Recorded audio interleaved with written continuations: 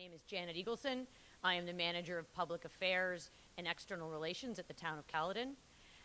And there are many faces who were here at from our Southfields event, but there are many more tonight. What I'm going to do is I'm going to give you a bit of a rundown of how the evening is going to go, give you an agenda, and then we're going to go into the presentation. So, Lynn, if you wouldn't mind flipping the slides forward. One more. Thank you. We're going to start with the land acknowledgement. Indigenous peoples have unique and enduring relationships with the land. Indigenous peoples have lived on and cared for the land throughout the ages. We acknowledge this and recognize the significance of the land on which we gather and call home.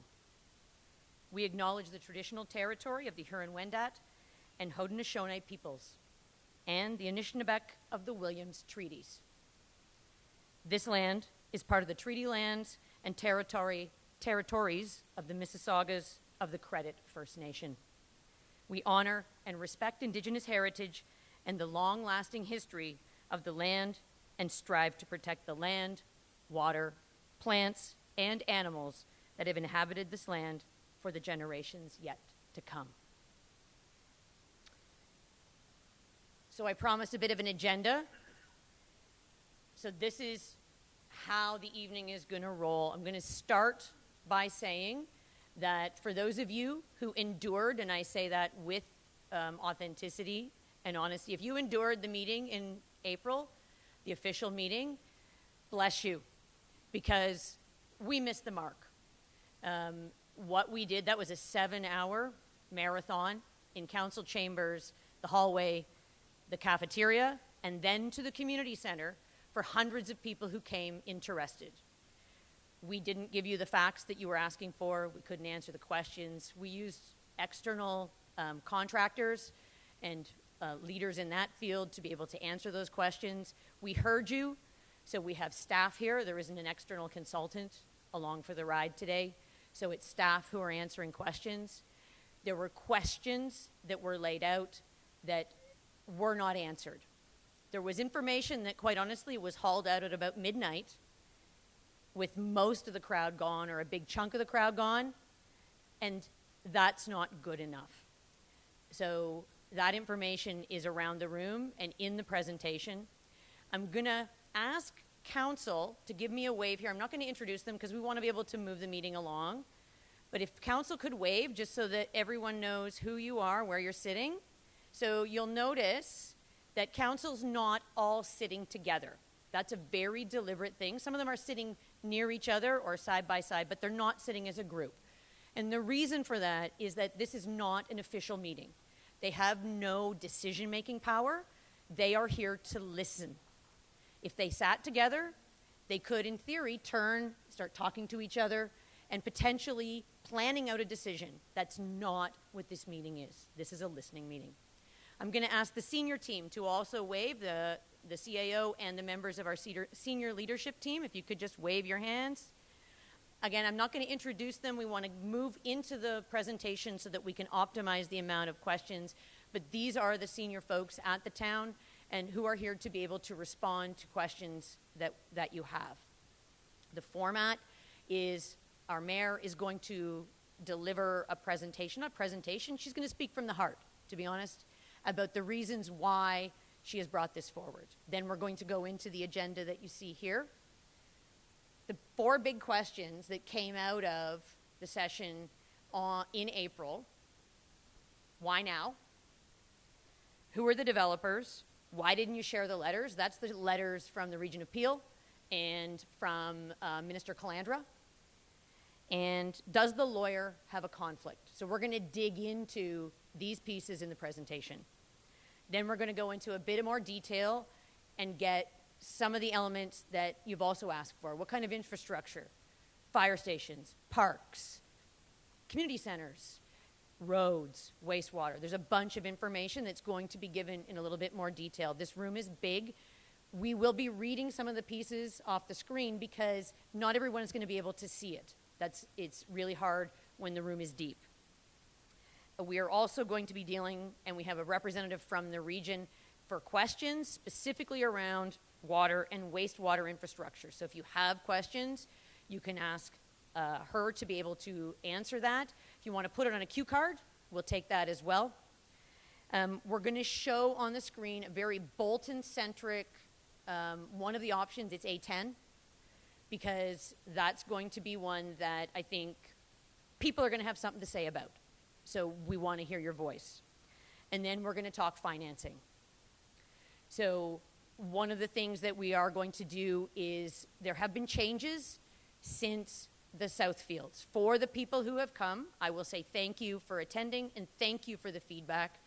I hope that it is better than what you had there. We have shortened the presentation because there was a lot of information. It's tightened, which will allow for more questions. We will still permit anonymous questions. You do not have to attach your name to them because you deserve privacy, so those can be put on cards and provided. We are not going to take questions during the presentation. We are going to go through the information and then take questions at the end. There are a small number that have come in through electronic means, or I've got one that was handed to me beside me here. We'll do those ones quick at the beginning of the question period, and then the microphone in the center will be an opportunity for you to get up and ask a question. Because of the size of the crowd, if I could ask that you have one question and then a follow-up, and then if you have more questions, allow the next person to go to the back of the line, just so that we can hear as many unique voices as possible.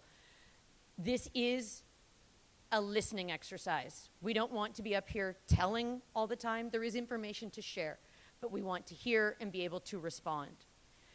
The maps around the room, there's a map for every single parcel, and there's one map that shows all 12. We had a request to change them to reflect the process that we're undergoing. They are not changed. They are the original maps. New maps will be created at the end of the process, and you're going to learn about what commenting is during a planning exercise. We are waiting until all the comments are heard and processed for new maps. In the April presentation, there was an error on one of the maps, and we fixed that already, but it was very misleading. That happens in the planning process sometimes. What happened in that situation is we used an overlay from the 413 that was the original one, and they have now moved to the 50% overlay. Basically what that means is they've narrowed the space that they're using around the 413 because they're halfway towards what they think is going to be, the province thinks is going to be that. So we didn't apply that, so it fell in the wrong place, and it raised questions. It's the same process, quite honestly, that happened for many of you who were passionate and remain passionate about the Greenbelt. The initial maps that were created for that, and if someone is in the room that this happened to, the original maps actually went through people's barns. Some of them went through people's houses, and those were fixed as the process went. But it created a lot of controversy and a lot of frustration at the beginning. And so we will evolve those so that when the bylaws come back, they will contain the maps with all of the responses and the adjustments to the comments that have come. I appreciate in advance that we'll keep questions at the end. It's hard to be able to provide information for everyone. Not everyone's a repeat here, so there are new people who need to hear the information that's being shared so that you can think of or make new questions that you've thought of while we're presenting. And so I appreciate your cooperation throughout. We will respect time. I didn't start talking till 7:15, so if crowd willing, we need to go till 9:15. I will ask you as we approach 9 o'clock. Everybody here has busy lives and things to get to. We want to, though, be able to hear from as many people as possible. So with that, I will ask our mayor to come forward.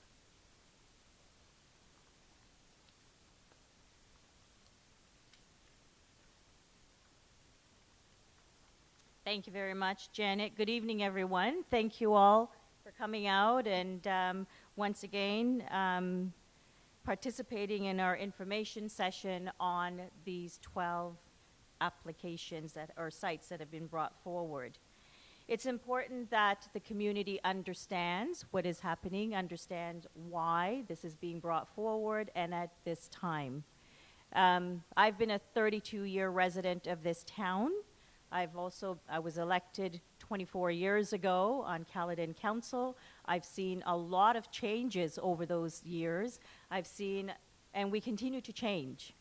My term as mayor, we've seen a whole lot of things happening that has never happened in many, many years. Legislation being passed by the province of Ontario, and the unprecedented growth that is now mandated for the town of Caledon. Caledon is one of the fastest, and will be one of the fastest growing municipalities in the GTA. And I will tell you this, as a resident here, I moved here from Rexdale, and the reason I came here is because I wanted to live somewhere where it would be a great place to raise my family. My son was born and raised here. He's 23 years old. He's never lived anywhere else. And I can tell you this, when I leave the city and I come across the borders of Caledon, I feel like I can breathe. And you may not agree with what I'm doing. You may not agree with the growth that's slated or mandated. But it's not if we're going to grow, it is when, because we are a population of around 80,000 people, and we are slated to grow to a city of 300,000 people. The big question is, why are you using strong mayors? Well, strong mayors is a tool that has been given to several mayors across Ontario and across the GTA. I believe in taking a more proactive approach to development, because I was one of those councillors that have been a councillor here in Bolton for many, many years, and I always took an adversarial approach to development. We end up at whether it's the OMB, whether it's the LPAT, now the OLT, and we spend a whole lot of your tax-paying dollars fighting these development, and most times unsuccessful, most times. Over the years, I have seen and dealt with a number of development applications. And one of the things I've always believed in is, I have a whole lot of notes here, but I'm not going to read from these notes, because with my experience on council, and I can tell you, and I'm not going to pull the wool over your eyes, but I always believe that growth needs to follow infrastructure. We have to be responsible with the way we grow. We need to be fiscally responsible in how we grow. We need a whole lot of things. We need GO Train. We have green development standards. We want to be one of the leading municipalities to incorporate green development standards in our development. We want to manage growth. We want to make sure that growth pays for itself. We want to make sure, and it doesn't always pay for itself, and we know that, but we want to be at the table with the province, with the region, with the developers, so that we can negotiate those things. When it comes to water and wastewater, and I know that you're going to be addressing water and wastewater, it is expensive. It costs a lot to provide water and wastewater.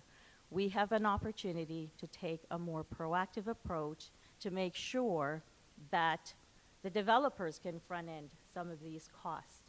It is, the region of Peel has a deficit on water and wastewater, but right now the region of Peel is also working with the development industry to look at ways of funding it so that it is not on the backs of the taxpayers.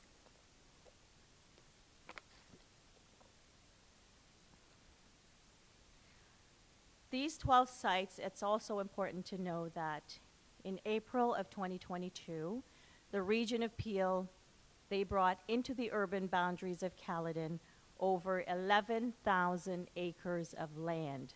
And those 11,000 acres of land are slated for development. You've got residential, and you also have industrial commercial development. So waiting for growth to happen and waiting for growth to to sneak up on us and we continue to react. Reacting costs us a whole lot of money. And when we react, we put Band-Aids on. Those Band-Aids, they fall off. Those Band-Aids are expensive. So taking a more proactive approach to development, you can build the infrastructure you need. You build the roads. We've seen that growth has happened. The roads haven't caught up. We look at our roads. We hear from residents about Highway 50. It is a complete disaster. We look at Highway 10, another disaster. We've got trucks going, cars going through our communities, through our neighborhoods. So again, why am I doing this? Because I believe in being proactive, building, whether it's water and wastewater, schools, fire halls. Our fire hall up there, we had to build a new fire hall because our other fire hall in the valley was bursting at the seams and it could not handle the growth pressure. So we had to build a fire hall there. It's expensive to build these things, so why not use the developer's money to fund these community services? We need to make sure that we have land available and land reserved for fire halls, schools, hydro. We need to have hydro. We know that hydro becomes a problem. We need to talk to all those service providers so that they are aware of what we are doing. They are aware of the growth that Caledon will be experiencing. Now, these applications coming forward doesn't mean that this is going to happen overnight. It will not. All this is doing is streamlining the process. And I will tell you, in 1997, there was an OMB hearing for lands north of Columbia Way, and those lands were not slated for development. The town actually won that. Through that process became what we call a trinodal, and that was growth slated for Bolton, Caledon, and Mayfield West. A lot has happened since then.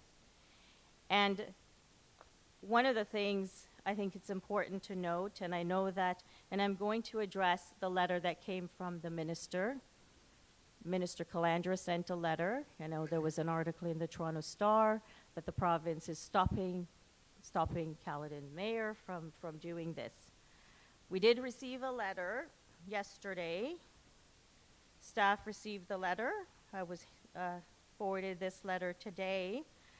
And I need you to understand, because this is not about fighting the province. This is not about fighting the residents. This is about working collaboratively in a collaborative approach to tackling development. Like I said, this is a whole lot of development that's slated for Caledon. And if we don't get ahead of development, development gets ahead of us. And one of the things I'd like to point out, because some of these areas are in what we call the focused analysis area of the province's Highway 413. And the minister in this letter says, in August 2020, the province declared a focused analysis area for Highway 413 to identify lands being assessed for use as the potential highway corridor.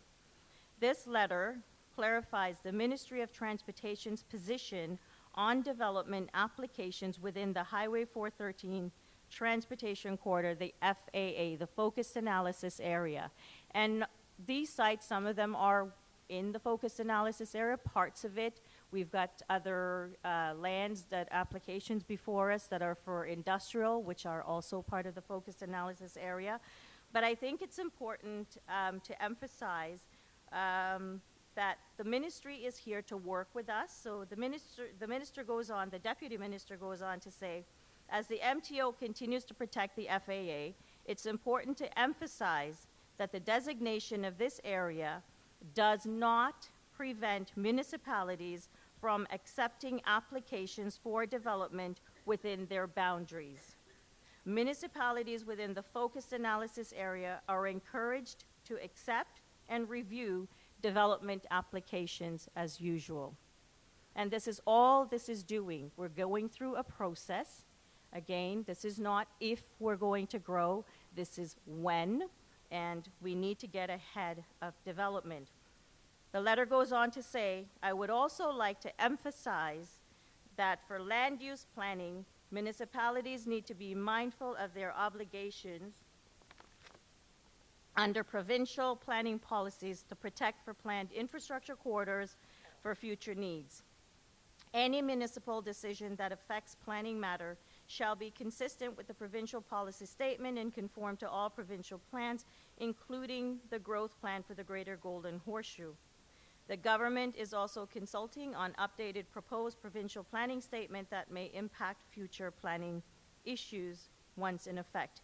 We encourage municipalities to accept and review development applications within the focused analysis area for future growth while ensuring compatibility with the proposed highway corridor to support development and advance critical transportation infrastructure. MTO appreciates being included in the circulation of development application within the focus analysis area, and accordingly requests that they continue to be circulated to MTO for review and comment while Highway 413 Stage 2 environmental assessment is going. We will continue to work with municipalities to review applications inside the focused analysis area in a timely manner to assess impacts to the proposed corridor. The province is a partner at the table, and again, this is why we need to take a more proactive approach to development. There are a number of things that surrounds this, and if we're not at the table, then things move ahead without us. One of the things that is especially important for me when it comes to development is we need to build where existing infrastructure is. I've been at the Region Appeal for a number of years, and as a matter of fact, I was chair of Public Works at the Region Appeal. We looked at water and wastewater. We looked at the infrastructure. I can tell you that Mississauga, they continue to say we pay 60% of the bill. Well, Caledon has always paid their share of the bill when Mississauga and Brampton were developing, and it is now our turn to do so. And the Region Appeal needs to understand where Caledon is growing with growth so that they can budget for the growth to provide water and wastewater and other services that they provide. I do have something from the region here, but I see that in the presentation, staff will be addressing the water and wastewater infrastructure. And again, I believe in having facts and having the information directly from the experts. I am not an expert in water and wastewater, but certainly the region is, because they provide that service to us. And it will provide an understanding for you as to why these parcels are being brought forward. This is not about who owns the land. This is about what makes sense for development. And again, we've got 67,000 doors that we need to build by 2051. We have to start somewhere. We've got to start somewhere. Where do you start? You start where the infrastructure is. You start where it makes sense for you financially. You start where it's not going to be on the backs of the taxpayers. And you start where existing infrastructure is so that you can utilize that infrastructure. And again, Caledon Council, Past Council, this council also supported the official plan, which includes, on March 26, includes those 11,000 acres of land within our urban boundaries.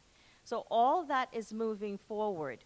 It's also important to note that we also approved $400,000 for a growth management phasing plan. We can't spend almost $500,000 and then shelve it. It's $400,000 of your money that was used to do a growth management phasing plan. What that is it identifies where those growth areas are, what areas would be in phase 1, and I can tell you that 10 of those 12 sites are in phase 1 as identified by the consultant who did the growth management phasing plan. The region has been asking us, tell us where your growth is being directed. Tell us where your priorities are so that we can budget in our capital plan for the infrastructure that you will need. So I think it's important that you understand that these maps, on the map, these sites that you see that are colored in, I did not shade those areas in. I did not color that map. That was done by professionals that we hired to look at the 11,000 acres of land that we will be developed and to determine what area goes first based on infrastructure, based on a number of other things. In fact, we've got some of those lands one area has an MZO on it. Others, we've got minutes of settlement that we've settled at the OLT with some of these developers. These areas also have discussion, and with the region appeal that's been ongoing, if you'd like, I can actually run through all of those sites with you to tell you where the plan is for water and wastewater.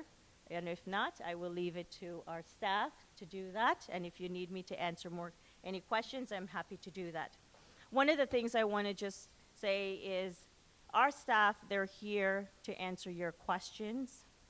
They are the experts that we rely on. And I can tell you that our last meeting, I felt really terrible that the way they were being treated. They are not the bad guys. They work for you. They are the experts that we rely on. I would ask that when you direct your questions to please be respectful. We need them. We need their expertise. They help us make those decisions and they guide us. Finance is very important, and I will tell you that during growth, we always hear growth never pays for itself, but I think we need to have the opportunity to change the way we've been handling growth, change the way Caledon's been developing, and look at opportunities and ways for growth to pay for itself. How do you do that? And I'll go back again. We have to take a proactive approach to growth.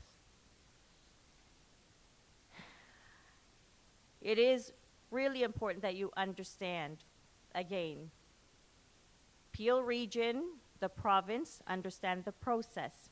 The province sets the number. They tell each region how many people you are going to take. The region tells each municipality how many of those out of that number they're going to have to take. And from there, we determine, and then the region also determines the urban boundaries. So it is important that you understand the process and understand that this is mandated to Caledon. It's not a choice that we have. Again, we can sit here and we can say, we don't want it. We're not going to grow. Well, there is a board called the OLT. It's a tribunal. The member sits there. Developers go to the tribunal. They present their case. We present our case. And you have someone at the tribunal who makes those decisions for us. When those decisions are made, you don't have any opportunity to negotiate anything. And I know some people find it funny, but I don't. This is your future. This is my future as a resident here, not just as an elected official.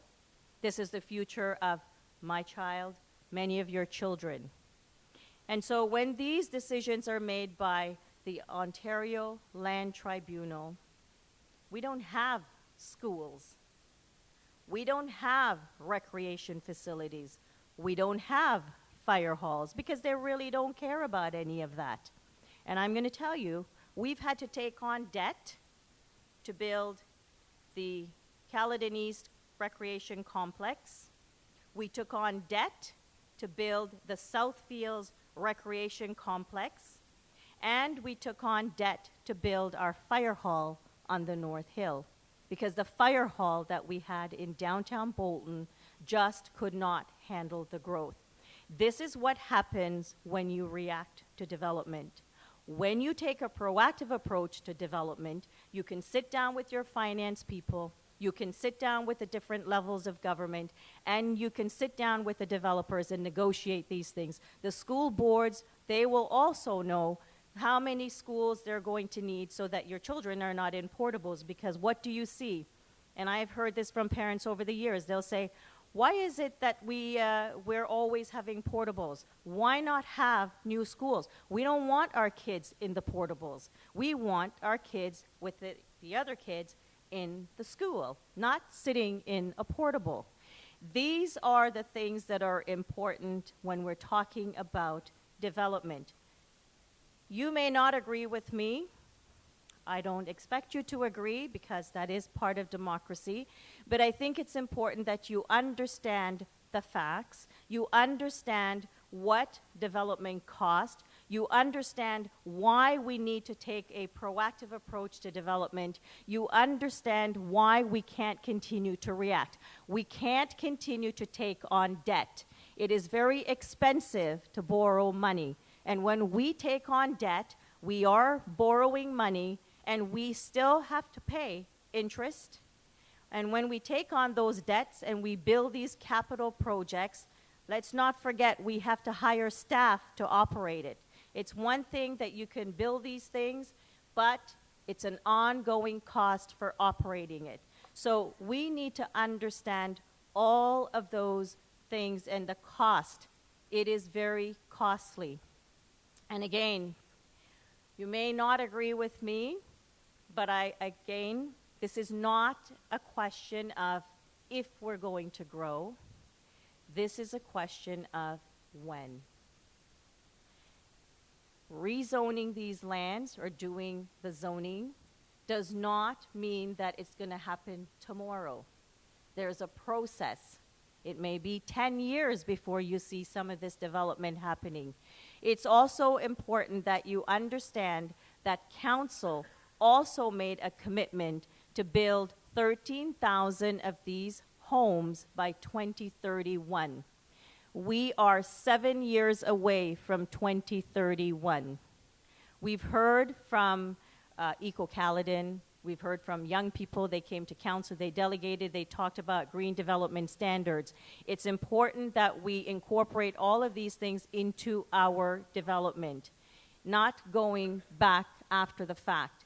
It's also, again, we've heard about GO Train. We've asked the province to move up the timeline on GO Train because we've got a site north of King Street slated to have GO Train.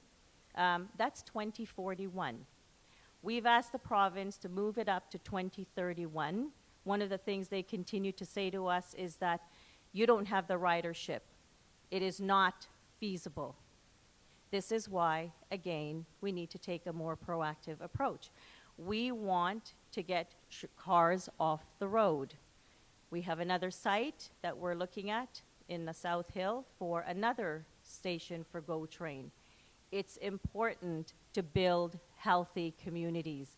It's important to build communities that are transit-oriented, and whether that's GO Train or whether that's active transportation, it's important to build these healthy communities. Most times when we build communities, we're focused on the road, we're focused on the hard stuff in the ground, the water and wastewater, but we need to build communities that are healthy.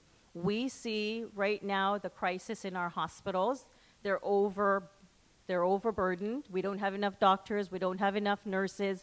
And all of these things are part of development. It's part of growth. And we need to make sure that when we build these communities, we're building communities that are walkable. We're building communities where it's healthy. We're building communities that have mixed densities. So it's not just single detached homes that you're building in there, but you're going to build communities that will accommodate. It's inclusive communities. So whether that's seniors, young people purchasing their first home, special needs. We have a special needs community here. We need to make sure parents are concerned about where their children are going to live. And so we need to make sure that all of these things are looked at. And so through this process, that is what I'm hoping to achieve. And again, this is not an overnight. This is not going to happen tomorrow. This is just starting the process. it will take years before we see a shovel in the ground. But we have to start somewhere. So with that, I see Janet's giving my cue. With that, I will let staff continue on with the presentation, and I'm happy to answer any questions at the end of the presentation. Thank you.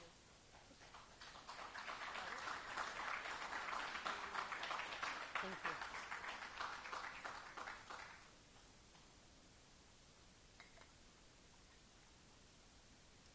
Thank you, Mayor Groves. Touched on a lot there. We're going to touch and get into many of the points that Mayor Groves touched on in her talk and provide some of the details to help you understand some of the concepts, because there was a lot in there, and I'm not a professional planner. I'm learning all these pieces too, and details and facts help to build that out. So going back to the meeting in April, there were 4 big questions that came out of that. They're on the screen. Why now? What about the 2031 targets in the housing pledge set by Caledon Council? Who are the developers? Give us their names. Why did you hide the letters from Peel and Minister Calandra from Council and the public? And I appreciate Democracy Caledon for clarifying and making sure that we got that question right, because we didn't get that right in the presentation in Southfields. And then, does Loopstra Nixon LLP, that's the lawyer, does the lawyer have a conflict? So those were questions that came out of that 7-hour marathon back in April. So we're going to be addressing that, and we are going to be addressing the elephant in the room, which is strong mayor powers. So Lynn, would you flip forward for me? So those are the questions. So these are the parts about why now. There are 5 big key categories that contribute to the why now. The housing pledge, 13,000, is a great start. It's not enough. And I'll be going into detail on these. This is just the overview. Adversarial decision-making must end. Servicing and transit need to be planned at scale. Mayor Groves talked about that a little bit, not in bits. Secondary plans are community builders, especially at scale. And strong mayor powers, like them or hate them, because the community is divided, create competition between municipalities for the same developers, the same tradespeople, and the same infrastructure incentives. Next slide. So this is the housing pledge. Our housing pledge hasn't changed at all. So council set forward 13,000 by 2031. That's from the start of the process. That's an 8-year window. The numbers that you see up here are the exact targets for 23, 24, and 25. Can the back of the room read the screen, or would you like me to read them out to you? It's okay? Okay. Thank you. So you may have heard that the town got a check from the Ministry of Municipal Affairs and Housing. That was for hitting our 2023 target. Over a couple of $1 million. That's 82. We hit 82% of our target. So you had to hit a certain threshold before you got incentives. So we were able to get that to be able to put back into the budget for the town. Mayor Groves mentioned this. By 2051, that 300,000 total people that have been assigned to Caledon, that's not that far away. From today, from this year, it's 27 years.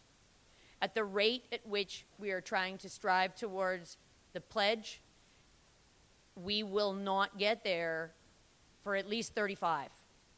So something has to happen in terms of trying to move forward and accelerate that and get a little bit more momentum. Hitting the 2031 one will be a challenge as well. But I can tell you that the team is committed and everyone is pulling the proverbial rope as hard as we possibly can. Flip the next slide, Flynn. Thank you.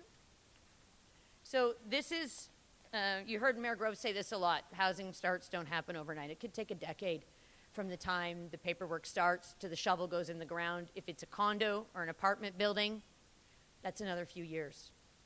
In order to be able to go from what we're planning for to then getting it approved and then getting the starts going, it's a little bit like a funnel. I'm not a graphic designer.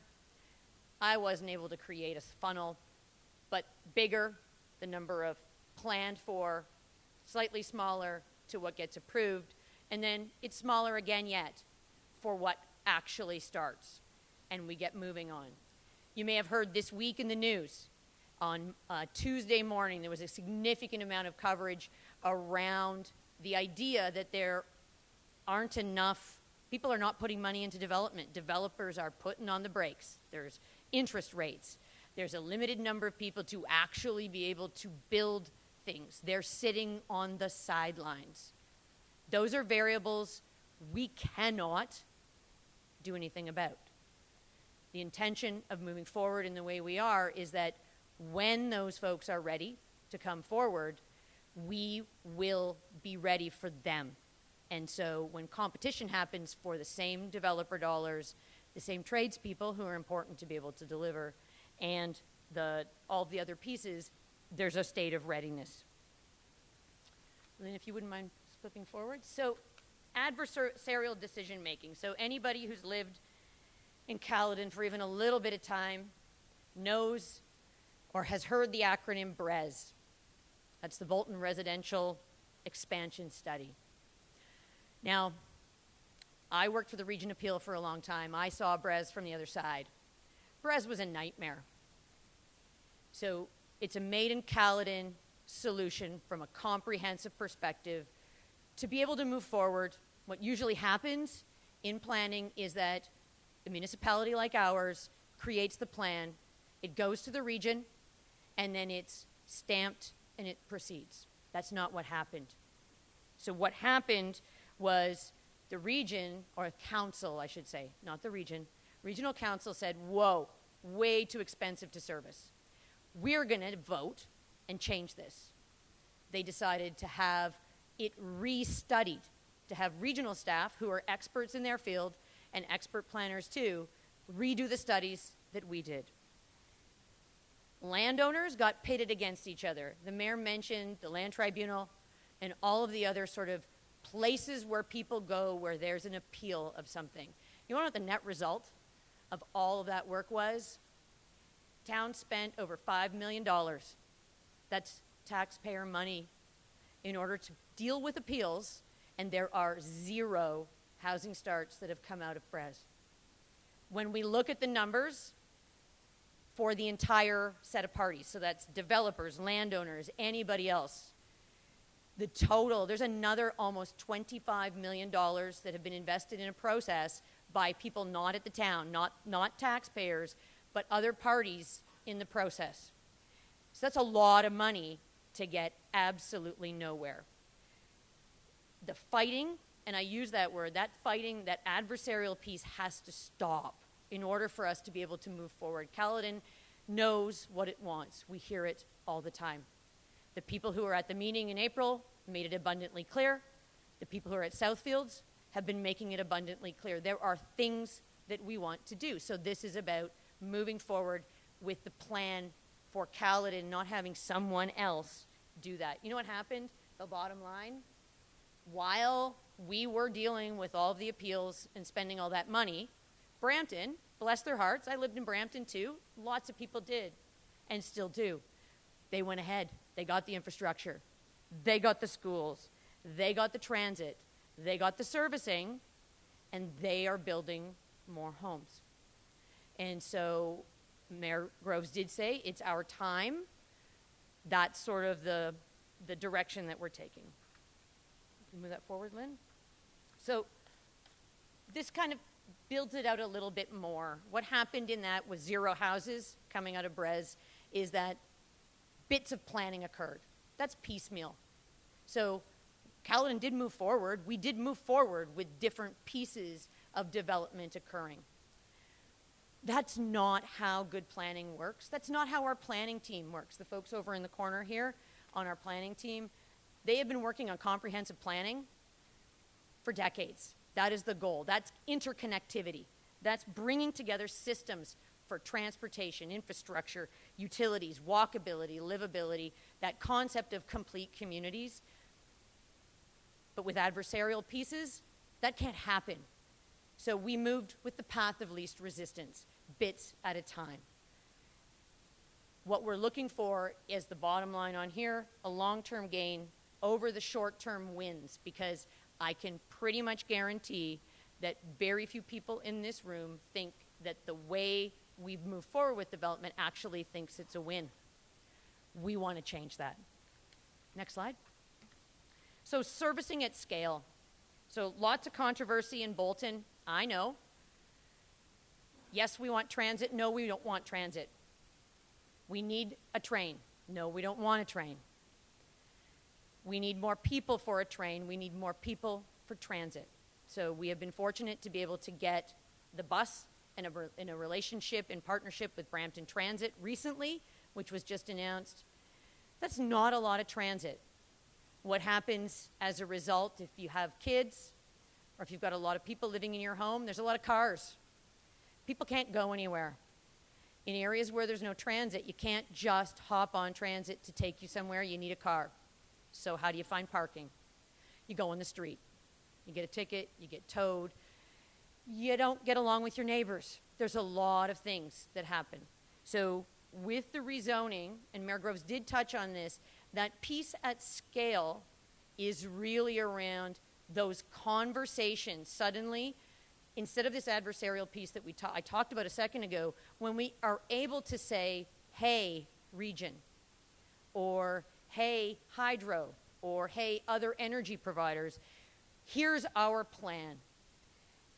Yes, those parcels in some cases are far apart, but it's a big and a much bigger section in that large parcel of land that Mayor Groves was talking about that was assigned into the urban boundary by the region. When we go with a bigger plan in a comprehensive way, then the service providers can go, okay, I can plan for this, because you know what they did, and I get it. It was easy in a small way with small development to punt it into the future. So we don't get those pieces, and we have to incur debt for things that the community needs and deserves. Next slide. So there's a lot of conversation around secondary plans. So why zone first? What's the deal about secondary plans? Why are you making a big deal about it? So for each and every one of these parcels, secondary plan has to happen. It is the place that plans how the community should be built out. Every single one of the parcels needs a secondary plan and will have one. With every secondary plan comes community consultation. So your voice coming forward on the plans for each of those parcels. None of those steps are being eliminated. They're not being ignored. They're not being left behind. They are a critical part of the work. Those public meetings are going to be critical. This is where we deal with environmental concerns. This was where we deal with natural heritage. The things that matter, or what we hear matters a lot to people who live in Caledon, is where all these elements go forward. It is a big step, and the bottom line again is it's a requirement, and it will help with comprehensive planning, as opposed to the piecemeal approach that we did when we were backed into the corner through that adversarial period. You could go forward. So, strong mayors. I said at the beginning, like them or hate them. And I get it. This is new. When strong mayor powers came in, who was ready for that? On the screen is a list of things that are outlined about what is in strong mayor powers. There are some very specific things. It does not give our mayor carte blanche on every single decision that council makes and debates to move forward.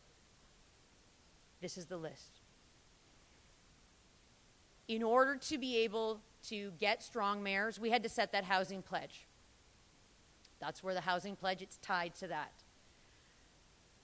What comes along with the housing pledge, again, like it or hate it, is incentives from the province when you meet them.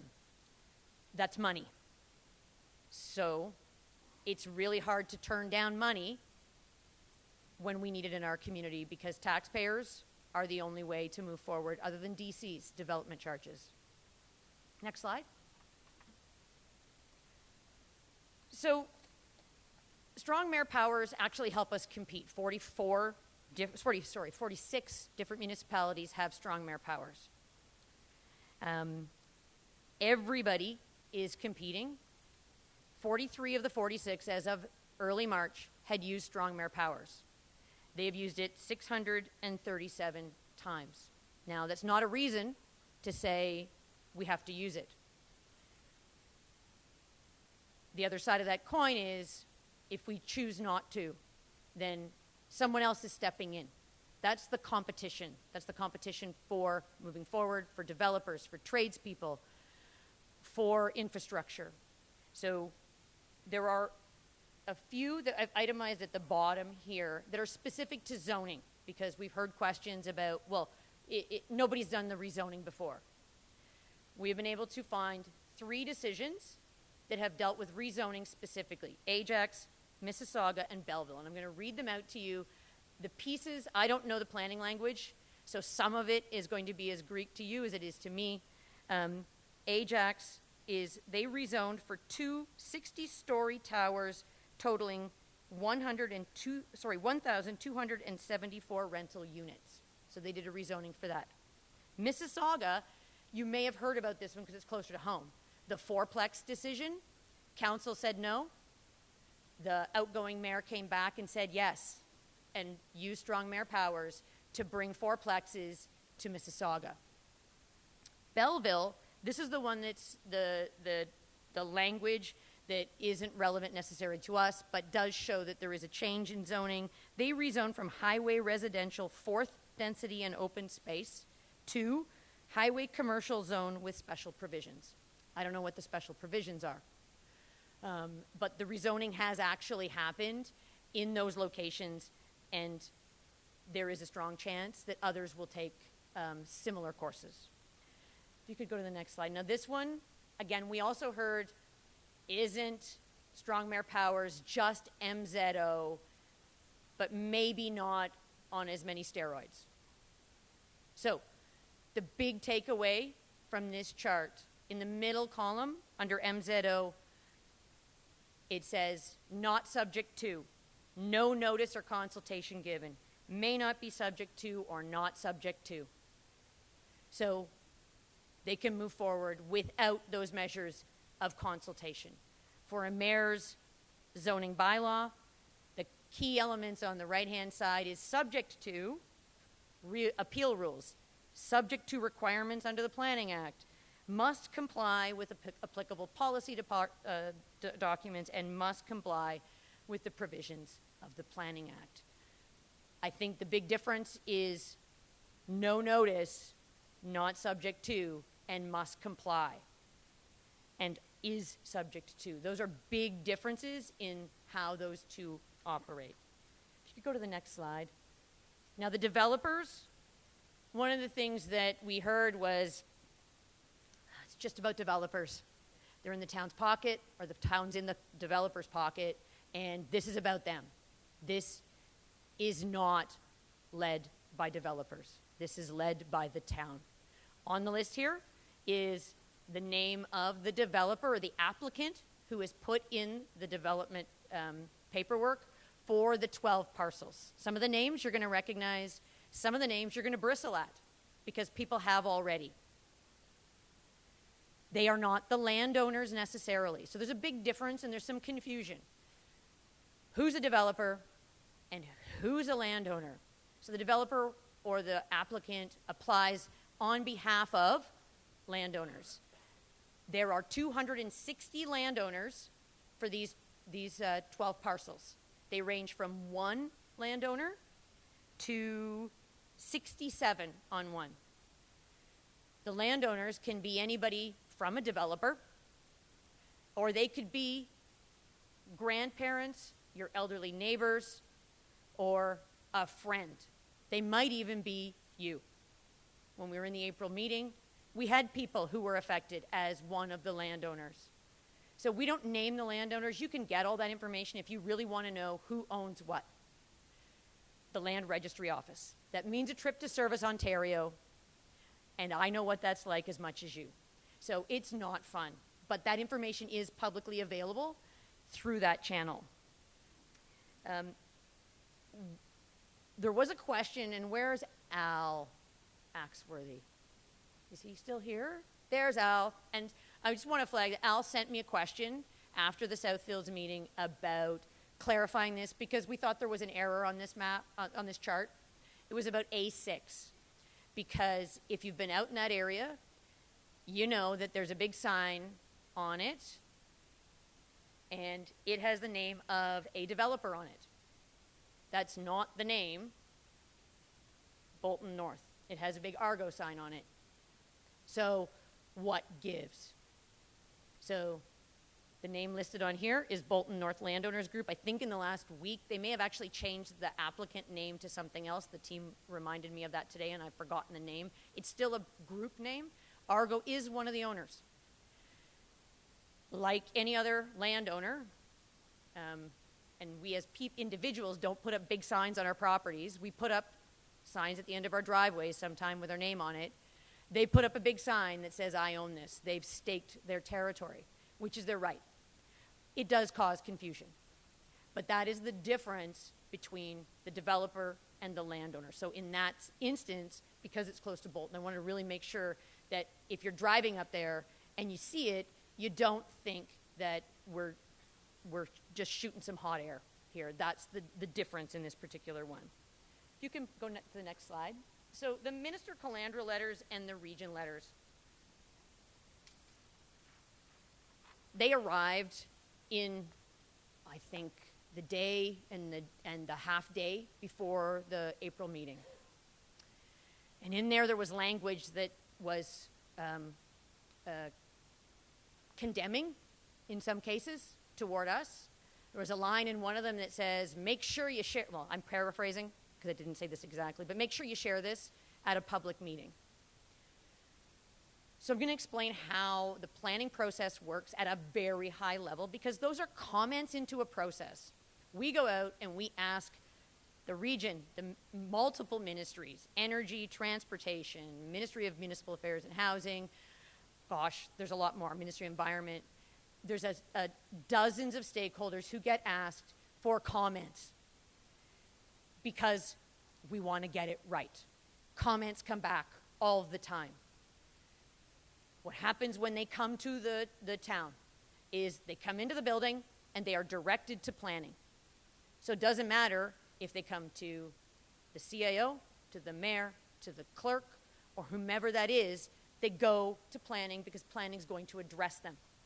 And they go through a process, and I'm going to show you, I will read out in the next slide, because it'll show you the detail of what we do with every comment that we get.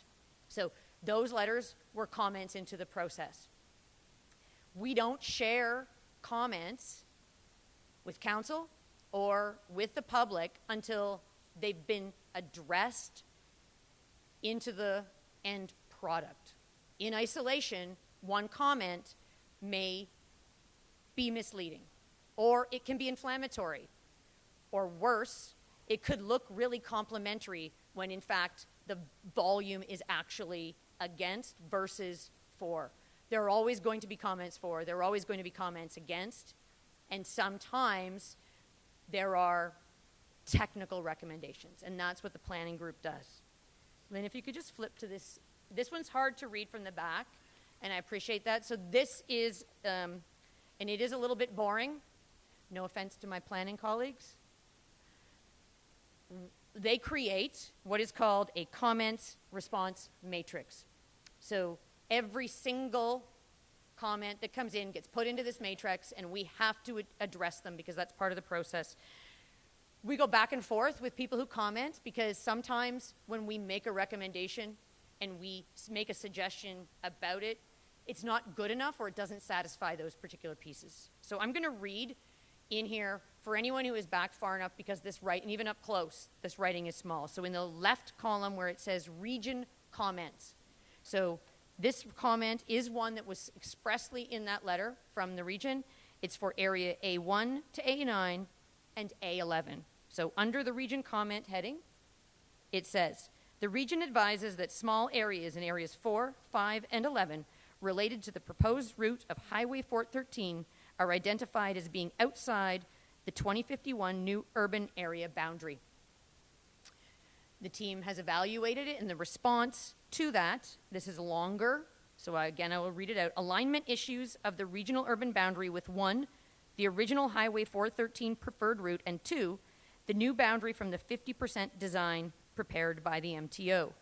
The intent was to map and zone up to the most up-to-date planned right-of-way, ROW, for the 413, with the holding provision, and that's an important word I'm going to explain in a second, in place in all these bylaws that are for lands within the focused analysis area. Clearance must be granted from the Ministry of Transportation with regards to the GTA West Corridor Highway 413 alignment. Zoning bylaws, ZBAs for areas A4, A5, and A11 have corrected the boundaries of the lands in the new urban area. So I just want to say this is exactly the same example that we gave at Southfields. I did not put this in here because we got a letter from the MTO that said it's okay. This is exactly the same example. The next column says, is comment addressed as part of updated zoning bylaw? Yes. This is what happens with every comment, which is why I said it's a little boring. Planners love it. Again, no offense. But it is the level of detail to try to address all these pieces. And the planning team goes back and forth, and in some cases goes back and forth again to make sure that there is agreement. If you could just pop the next one up. This is something that the mayor identified with respect to the MTO letter, so I'm not going to repeat the bottom part. But what I want to share, and I shared this last week, is that by the time of our meeting in Southfields, we'd already addressed satisfactorily, we've already addressed 95% of the things that are in those 2 letters. And we've had meetings with both of those parties and proposed back how things will be handled so that their concerns are addressed when the bylaws come forward in the redacted phase. Next slide. And this gets even a little more boring. Holds. So what's a holding symbol? This is a technique in all of these bylaws that actually, it's a standard planning tool. When you get to the details, there's a big H. So when you first start at the town and they start talking about, well, there's an H this and an H that, you have no idea what they're talking about, so you've got to ask. H is a holding symbol. What that does is it restricts anything moving forward until that's removed, so that the comments and the needs of the parties for whom the hold was placed on it have been addressed. There are holds in every single one of the 12 for servicing and the stakeholder concerns. They have to be cleared. You cannot proceed with development if there's an H there. Council has to remove them. There has to be given public notice in order for those holds to be removed for council to then make the decision. And the bylaws will not be in effect. They may be passed if that's how the direction that we go, but they will not come into effect until the H's are removed. Next slide. So these are examples of the H's that are placed in response to those letters. So the 413. If you didn't know, I'm sorry to break the news to you that there's an energy corridor going along the 413 too. So in the plan, so in that plan, we need to make allowances, not only with the Ministry of the Transportation, but the Ministry of Energy, to make sure that we are not encroaching or coming too close or promoting development or encouraging anything in the area where the energy transmission lines or pipes or whatever it is they're doing are going to be. So there is a hold for both of those ministries, specifically in the 6 zones that you see here, A1, A2, A4, 5, 9, and 11. Nothing can go forward. Again, it doesn't happen overnight. It isn't going to go forward until those are satisfied with both of those ministries. Now, there's a word in there, last line, left-hand side, that says proposed. Proposed in A1, A2. That does not mean that we're saying, hey, we'd like this. That means that it's there. The only reason it says proposed and it's not in, it doesn't say this is in the bylaw, is because the bylaws have not gone in effect. They have not moved forward. So we use language as though these are, as they are, their draft. So that's why it says proposed. You can go to the next one. Again, this is a little boring, but you can see for A1 to A9 and 11 and 12, there are holds for a lot of things. Secondary plan, draft plan of subdivision, or a site plan control. And the planning team is going to be able to tell you what these actually mean, because I don't know what a site plan control, the difference between a subdivision or a site plan control is. Our planning team will be able to share that. A development agreement with the region, that's water and sanitary sewer. And then an environmental impact study must be completed and satisfied before they go forward. Next slide for A10. Again, secondary plan, and in this case, a noise mitigation report. So those, again, are there as H's, and we don't move forward until they're satisfied. So next slide. This is just the summary of those pieces around the why. It's about momentum. If we're on a greater than 35-year pace to try to deliver something in 27 years, we got to figure out how to accelerate a little bit now in order to try to achieve that. Again, as Mayor Grove said, we didn't choose the target. The target was gifted to us. So we're finding a proactive way to move forward. Some of these are going to contribute towards the 2031 target. Some will be 2051. Big picture comprehensive planning builds better communities. We have heard it loud and clear: walkable, livable, interconnected. No more Valleyfields, am I getting that right? Valleywood, one road in, same road out. Southfields, somebody put up their hand and said, hey, traffic sucks here because there's only one way south and one way north, and we all go south. So interconnectedness in a system orientation gets us to a place where the secondary plans in all of these spaces start to come together to create, and I'm glad I've got some agreement with some nodding, where roads connect, where trails connect, where we view parks and amenities and features in a bigger, more holistic way, not in that piecemeal way we talked about. Innovation and readiness. Readiness is critical. If the developers aren't moving now, they are going to move at some point.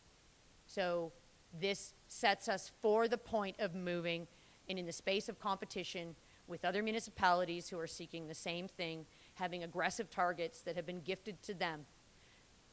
If we are ready, then we want to be able to move forward and respond to the targets, not react, as the mayor said.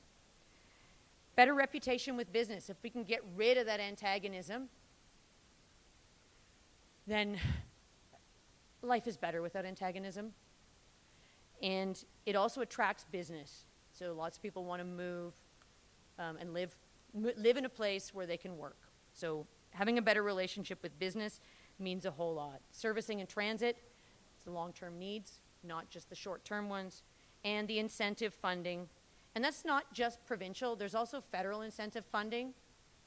And we've put in applications for federal incentives to help support infrastructure in response to housing development, and we've not been successful. And that's recent, when we've been told informally that our plan looks fantastic. We hit all the check marks. But the priority list says that they're going to want transit. We don't have it. So we missed out on that. We'd love to change the rules. It's hard to get someone to change the rules when you're working at a federal level.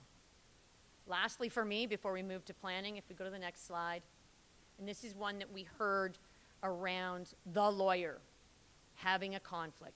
Lawyer's name is Quinto Annabelle. He works for Loopstra Nixon LLP. They are a leading firm in Ontario in the fields of municipal law, land use planning, and development law. This sector has clients in all parts of the system. Yes, they work for developers. Yes, they work for municipalities. They also work for public interest groups. the reality of the situation, all lawyers must live up to the ideals of the Ontario Law Society and all of the statutes and the requirements of their license. In there, they must ensure there are no conflicts with past, present, or future clients. They go through an assessment. So Mr. Annabelle has gone through that process, and Loopstra Nixon has, as a firm, and they have provided us with information that they have complied with all of the Law Society's rules, and the declaration satisfies the town. I can tell you that Loopstra Nixon, when it comes to their client breakdown, I don't know the names of their clients because that is privileged, but they have worked for more than 60 municipalities in Ontario and fewer than 20 developers. So, next step is to bring up Eric Lucic. I always say Lucic because I like hockey, and anybody who knows hockey knows there's a Lucic. He's not a pugilist. He is our Commissioner of Planning and Economic Development, and he's going to walk you through the next steps with a little bit more detail.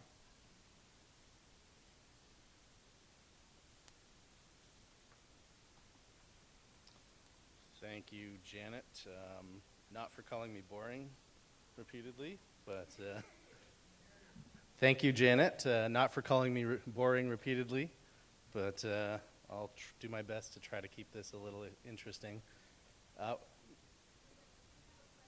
So we're holding questions till the end?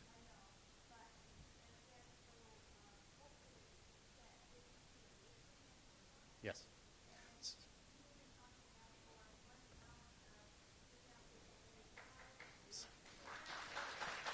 That's a very fair comment. I will try to fly through this as fast as I can.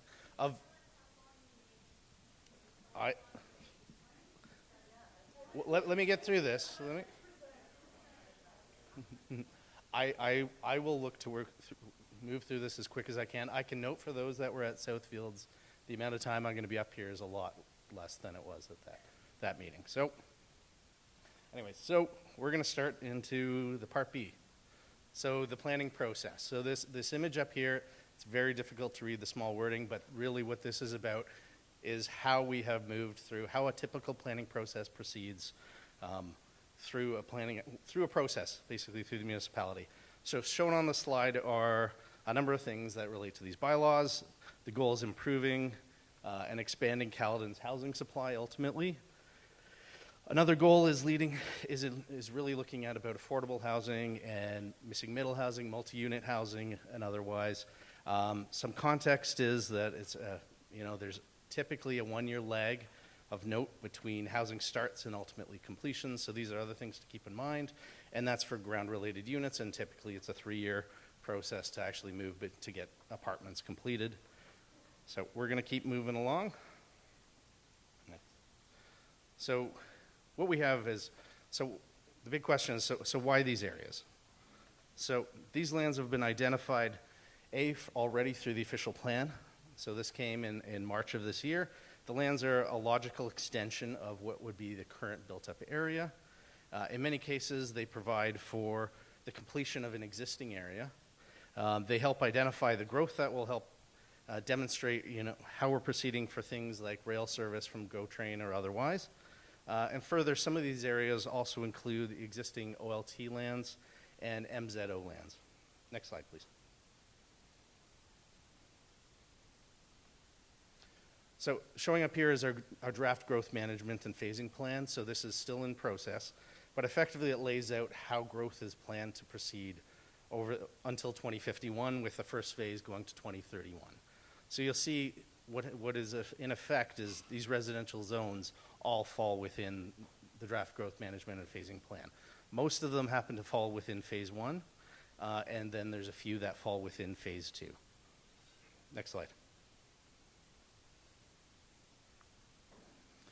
I'm not going to go into the detail. This is a slide demonstrating how some planning has already occurred in a number of the areas that are in discussion, a number of the 12 areas. So, and I'll quickly list them. So we have the South Albion Bolton study, so that was for A12. The BRES study for option 1, 2, 3 was A6, A12, A8, and A3. And I'll remind people that there's boards at the back of the room We're not going to go through in detail. Mayfield West involved A2, A4, and A9. And MZO 171/21, option 3 was A6. Next slide, please. These are the applications. This is a little more detail under what has actually been under review. So this is A1 through A12. I'm not going to read them. I'll leave it up here for a brief second to give you an idea. But for the most part, there's secondary planning work that has proceeded in some areas, or at least come in. There's public meetings that have occurred for some of the areas. There's some what we call a park application, which is pre-application review committee. Some of that work has also proceeded. Next slide. I spoke a little already about the official plan, so the future Caledon. And so this plan, it speaks to new community areas, urban centers. It speaks to primary major transit station areas. It speaks about the existing urban area and potential urban centers. Further, there's talk about designated greenfield areas and delineated built-up areas. Next slide. We get into a little bit here in the densities that are proposed through these different areas. And I understand and recognize this is very difficult to read from as large a room as this is. You'll see some areas where there's spikes in density and other areas where it's a little lower. So densities proposed are higher than required and will be basically finalized through the secondary planning process and through the subdivision process. Ultimately, they will be addressed through policy and detailed planning work in the future. Densities for two of them, A10 and A12 in particular, are notably higher, and this has to do with their strategic locations within a potential major transit station area and a conceptual neighborhood center. So, next slide, please. This slide lays out the housing mix that's proposed, and it's different from the current mix that we see in Caledon. A good proportion of the new growth will result in medium density development. The growth is not just single detached housing that will be built. And so you can see the mix. So probably because you might not be able to read the area, the parts in orange are single semi-detached. The yellow is townhouses, and the green is apartment or multi-units. And across the x-axis is the different areas in question. So A1 through A12. One of the big things next slide. Oh, good job. One of the big things I want to emphasize here is that secondary planning will continue. This process, what we're going through right now, is not the end of the planning process. There's a lot more detailed study work that needs to occur, and public engagement will be critical for each of these. Lined up here in this slide shows the various different supporting studies that are needed as we move through the planning process, particularly as we move through the secondary planning process, and also what's laid out through the Planning Act, and ultimately how we get to a decision. Next slide. This slide just really shows the community structure plan for future Caledon. It's a schedule in the new official plan, and it provides a comprehensive foundation for secondary planning and development in our urban system.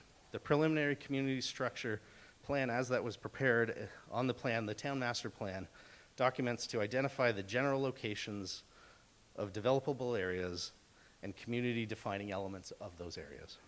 The preliminary community structure plan also incorporates elements of the town structure, including centers such as nodes and corridors, natural features, and areas, the conceptual collector road options, as well as existing and planned parks, community facilities, including things like stations, transit stations, and trails. Next slide, please. Speaking about some of the community infrastructure that we're talking about, this is really what you're seeing up here is a draft estimate of the community infrastructure that will come through these developments. So we're talking roughly 50 neighborhood parks and amenity areas. We're talking 3 community parks. We're talking 16 elementary and high school, 16 schools, either elementary or high school, and 3 fire stations. Again, this is an estimate based on draft plans because we still have to go through the secondary planning process. One of the changes and pushes through through this approach is the use of things like mixed-use zoning. This is a common zoning used in many municipalities. What it is, It's about providing multiple options that allow people to have a complete community, whether it's commercial, residential, parkland, or otherwise, that makes an area vibrant, walkable. So its appropriate uses will ultimately be determined, again, through the secondary planning process. These guidelines address elements such as building design, facade treatments, signage, landscaping, and outdoor amenities as well. Next slide, please. So ultimately, what I was hoping to demonstrate with this slide is that there are many tools used to create complete communities, and zoning bylaw is not the only one and not necessarily the most appropriate tool to create them. The tools for this include things like official plan policies, which support the creation of healthy and complete communities, secondary plan policies that also do this, tertiary plans, plans of subdivision, site plans, townwide design guidelines, community design guidelines, and green development standards. All of these are part of the planning process, not just zoning bylaws. Next slide. One of the things coming out of this, and there's always a discussion about what's affordable or otherwise, but affordable housing is a big part of this. This will be dealt with through secondary planning. So we often call it inclusionary zoning, and it's legislated in certain areas. Permissions are across mixed residential zones. They include non-market housing, multiplexes, additional residential units. It also could mean the conveyance of land or units for affordable housing through the developments. And again, this will be dealt with later on through the process. Next slide, please. What we're looking at here is a balanced approach to planning for employment growth as well. Our focus is attracting investment that makes sense for Caledon and aligns with our vision for growth, protecting the town's green spaces and natural areas. We're looking at a balanced approach to this growth that prioritizes employment land development as well as residential development. We want to continue promoting our highly educated workforce, strategic location within the Toronto area, and land development opportunities as key advantages to locating in Caledon, with an estimated 80% of the community's economic growth coming from businesses that are already here. Next slide. We're jumping into Part C, and I'm not going to spend much time on this at all. So this is really the index slide identifying the 12 areas in question. Again, I will point you to the boards at the back of the room if you wanted to take a look afterwards. Different from the Southfields discussion, I'm not going to go through each of them. Next slide. Well, this is really a region appeal slide. What we're showing here is the planned water infrastructure through to 2041. So region is working on advancing some of the infrastructure to help service these lands. The mapping shown here is what water infrastructure is planned through 2041. The next slide will show wastewater. Currently, 2024, the DC plan updated in November was based after a master plan that the region prepared, and the region has identified the plan for provision of infrastructure to service this development. So the developments in question are identified for servicing. Next slide. So I mentioned there's a wastewater as well, so this also shows how wastewater is planned to service these areas. Next slide. It was brought up earlier in the agenda, a quick discussion on A10 in particular, given the effects on Bolton or otherwise. So what this slide demonstrates is one scenario that shows density that would be there to justify transit. So this is the transit investment from GO. So at the February 21st public open house for vision and planning alternatives, looked at study work for the Bolton secondary plan exercise. There's potential modeling shown here. Alternative one is the one that is shown. There's different alternatives. This is the one that shows how you would provide enough density to attract basically rail infrastructure. So the official plan right now permits a minimum of 150 people and jobs for a major transit station area. So this is 150 people and jobs per acre. In order to understand better what is appropriate given the permitted heights, some preliminary analysis and modeling is done. It's important to note that while modeling helps to understand better an area to be developed in only a demonstration of how an area could actually be built out. Next slide, please. And now you get rid of me. I'm going to let Robert introduce himself. Sorry, Commissioner.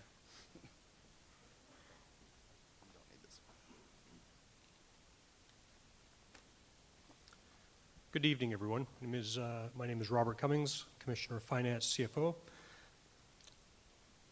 And first slide we're looking at here is a revenue forecast. Can we go back one slide, please? Oh, sorry. We're there then.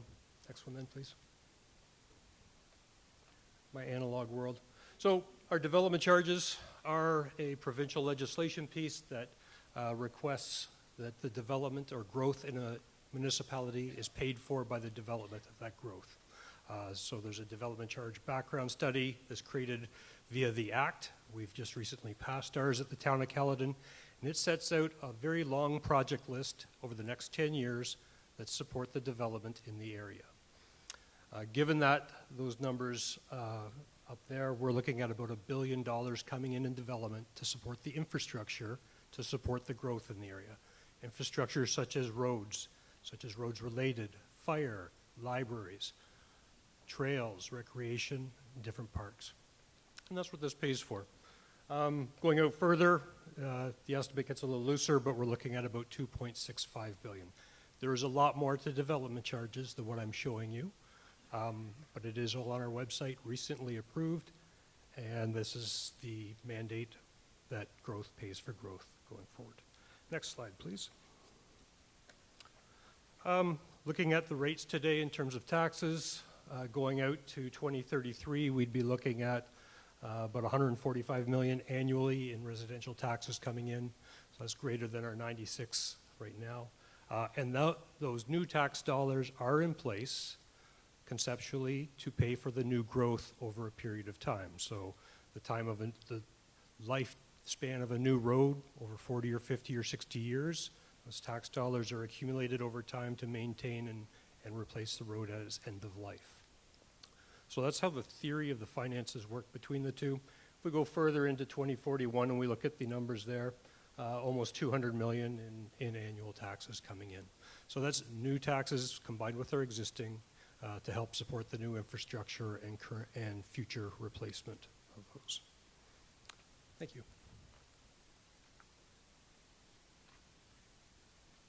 Thank you, Robert. I have a set of questions that have been written down by folks in the room. I'm going to ask them quickly, and then we're going to open up the mic in the middle so that you can come forward with additional questions. I am going to ask the person who's going to answer this to come back to the podium so that the cameras can pick you up, as well as the sound for the video, the slides. This video will be on the website so that you can go back and review all of these items. I know a lot of you were taking photographs. You're a long way from the screen, and zooming is going to produce something that you're not going to be able to read. I've done it before, so I apologize. I should have shared that with you earlier.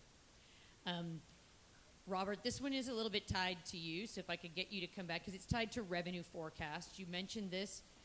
There are revenue forecasts, but no budget forecasts. And I'm assuming that budget forecast piece is also tied to the cost of the development. How do we know that the revenue will cover the budget? The mayor mentioned development paying for this, development paying for the infrastructure. Could you just share a little bit more on that? Yeah, certainly. If we could go back one slide just to have the reference point up there. So the development charges or the background study is based on units being built into the future. And looking at what those units drive in terms of infrastructure is the project list, or the expenditures, if you will, over the next 10 plus years. So those projects are all listed in the development charge background study on our website. It is quite lengthy. There's a number of things in there specific to the Bolton area, including fire stations and libraries and parks and roads. So that is the budget, and they are grouped by year. So given on the rate of development and new growth depends on when those projects are actually executed. So we try to watch that very closely, and when we go through a budget process on an annual basis, in terms of what projects come forward, a lot of it is based on where we are in the growth development of the area. So if the development's not there, we don't put in those services at a certain point. If the development is faster than expected, then we accelerate those project costs going forward because the development charges are paying for them as they come in. In the event that there is expected cost overruns, because we just gave you a static picture, development charges are indexed annually to the construction cost index. So the numbers we see now will increase as inflation increases going forward. And without getting too much into the legislation, there is a future period benefit of the infrastructure that we're putting in. So although it benefits the units we're saying, there is a portion of this that we call prior period or future period benefit, and those are future development charges beyond the 10-year period that help pay for this. Okay. Thank you. I'm going to call Eric up because I've got a couple of planning questions. Whether or not you have, I'm going to bring you up, Eric, and then if you need help, you can call a friend.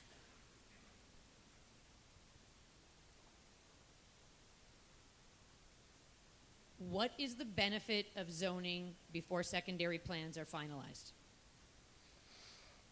That's a very valid question. So what we're seeing here, it's about identifying where the town wants to go. It's about prioritizing how we want to see growth occur in Caledon. And a lot of this has to do with whether it's being able to tap into federal or provincial funding that comes through this. This is really a lot of the important parts of this. That's the basis of it. It's identifying for things even like, and it was captured pretty well on one of the slides, you know, if you want to get GO Train service here, you have to demonstrate that you're willing to grow. That's just one example. So I have another question for you. Okay. Developers use the word apartment, and that implies rental, but it often means condos which aren't exactly affordable. How do we ensure that there are affordable rentals in our community? Okay, so there's two different things. Like when you're dealing with planning, you're dealing with apartment, not getting into tenure. So that's something that planning doesn't do. So I'll quickly cover that. So rental and condominium are two different types of tenure. That's not something planning gets into. Ensuring for things like affordability, that comes through the secondary planning process. So we bring in, you know, inclusionary zoning and other policies that, you know, require effectively developers to provide a certain amount of, whether it's units, land, or things in the like that will actually do this, or it can sometimes be funding that can also be used. We have partners with the Region Appeal for housing. Okay, great. This is a specific question around, there's a A3 and A8, which is the Mount Hope Road area. Is that Carmen? I'm going to bring Carmen up, my friend. I have two questions around this specific area. So for A3 and A8, which is the Mount Hope area, that's for people at the very back, that's those two up at the very top on the right-hand side. Details of proposed development have not been shared with residents. It's a last-minute addition, and there's a lot of concern. Why has no information been provided to residents? So no information, you're right, no information has been provided to residents at this point. These will both be going through the secondary plan process. A3 already has a secondary plan application in. They haven't gone to a public meeting yet, but they will. A8, they have spoken to us. They've done their pre-consultation application. So they've spoken to us. They understand the studies that need to be done. So there'll be a series of studies, sub-watershed studies, climate adaptation studies, community energy studies, sub-watershed environmental impact studies. Those will be submitted with the application. That will also at some point go to a public meeting for information. Okay, and that one also, there was a follow-up which is tied to something that you just said, is about the environmental impact assessment. So the questioner wants to know, has it already been done, and will residents be informed and consulted about it, or is it to come as part of that secondary plan? I don't know if it's been done for both. I know the Bolton North Landowners Group, I think they're working on it. I don't know that it's done yet. The A8, they will be working on it. It will be submitted as part of the application. My understanding that no application I'm sorry. Sorry, Debbie, can you just, we're gonna do questions from I've got two more, and then you can come, if you come, you can be first in line. And, okay, perfect. And so this one is for Miriam. Is Miriam here? Miriam Polga is from the region. She is the manager of water and wastewater infrastructure planning. So Can the you hear question, me? Just testing. Thank you for coming. Will work on infrastructure in each of these 12 land parcels begin by the end of 2031? Some of it has already begun. Some of it will begin before 2031. Some of them actually might even be completed before 2031. And then there's others that will be after 2031. So there's a range of when things will be ready. Does that answer the question? It does, and I'm going to just do a quick follow-up. And that information we can get from you to be able to provide to the community, or is that something that, yes? Like okay, I have perfect. this, if you have any questions about any of the areas, I can provide answers. That's great. So we'll be able to get that and put it on our website. And then the last question, I'm going to ask the mayor.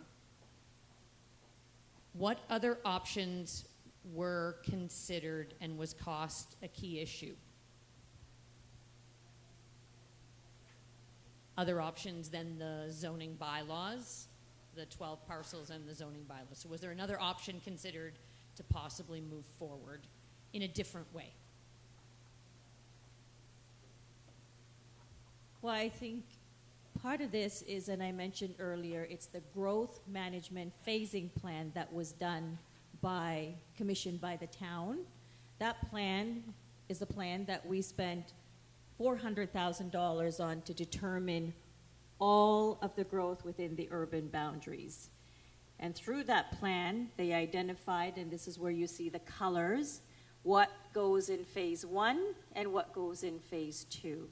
So having looked at that growth management phasing plan, you look at it and you say, well, what goes first? These are not my recommendations. These are the recommendations by professionals that the town hired to do that growth management phasing plans. So I don't believe that there's another option. Again, we've got 67,000 doors that we need to build by 2051. The growth management phasing plan determined which one of those areas within the 11,000 acres go first. Hope that answers the question. Thank you. So, I keep looking at that. I've done it too many times. So, questions from the floor. We're currently at 10 to 9, and since we started at 7:15, and this is a 2-hour session, and being respectful of your time and honoring the commitment you gave to us, I'm happy to extend it to 9:15, the room willing. If you have lots of questions to come forward, I'd ask you to come to the mic in the middle, and one question and then a follow-up, and then allow the next person to ask the questions so that we can get through as many as possible. And then if you just pop to the back of the line and then go forward from there.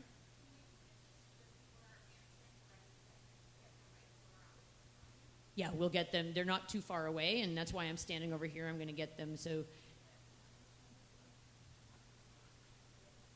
We have a question. I think some people are is this on?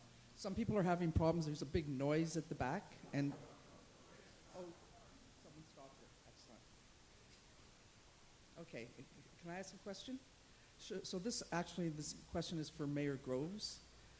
Mayor Groves, it's an obvious strong public interest in this issue, and so I would like you tonight to commit to not forcing a vote at council during the summer months when residents they're distracted by the summer, they're distracted by being away.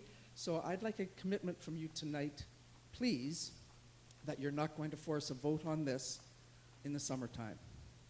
Thank you for that question, Debbie, and you have my commitment that this is not going to be rushed through, and I'm going to tell you, we often hear when we have even public information meetings, whether it's in July or August, people are on vacation, people are not even interested because they're busy in their backyard having barbecues.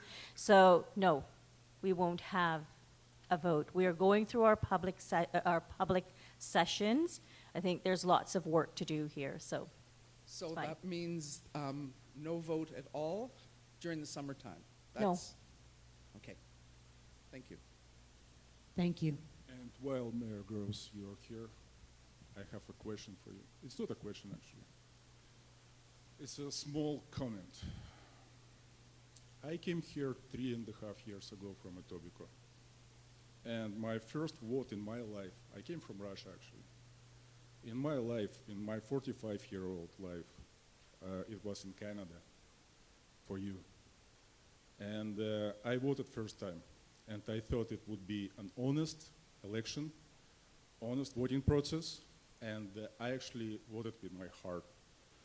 I read every single people's candidates' proposals. I voted your statement. I read your statement. I saw that you are a woman of color. You came from Etobicoke North. I came from Etobicoke. You had a business background, and I trusted you. And the most important part, I trusted that you would save Caledon from invasion of developers. You mentioned it. You stated it clearly. I will save Caledon. I will protect Caledon. And I thought you are Caledon's Batman, you know. You are here to save us, protect us, and you promised, and you sounded promising, really. And when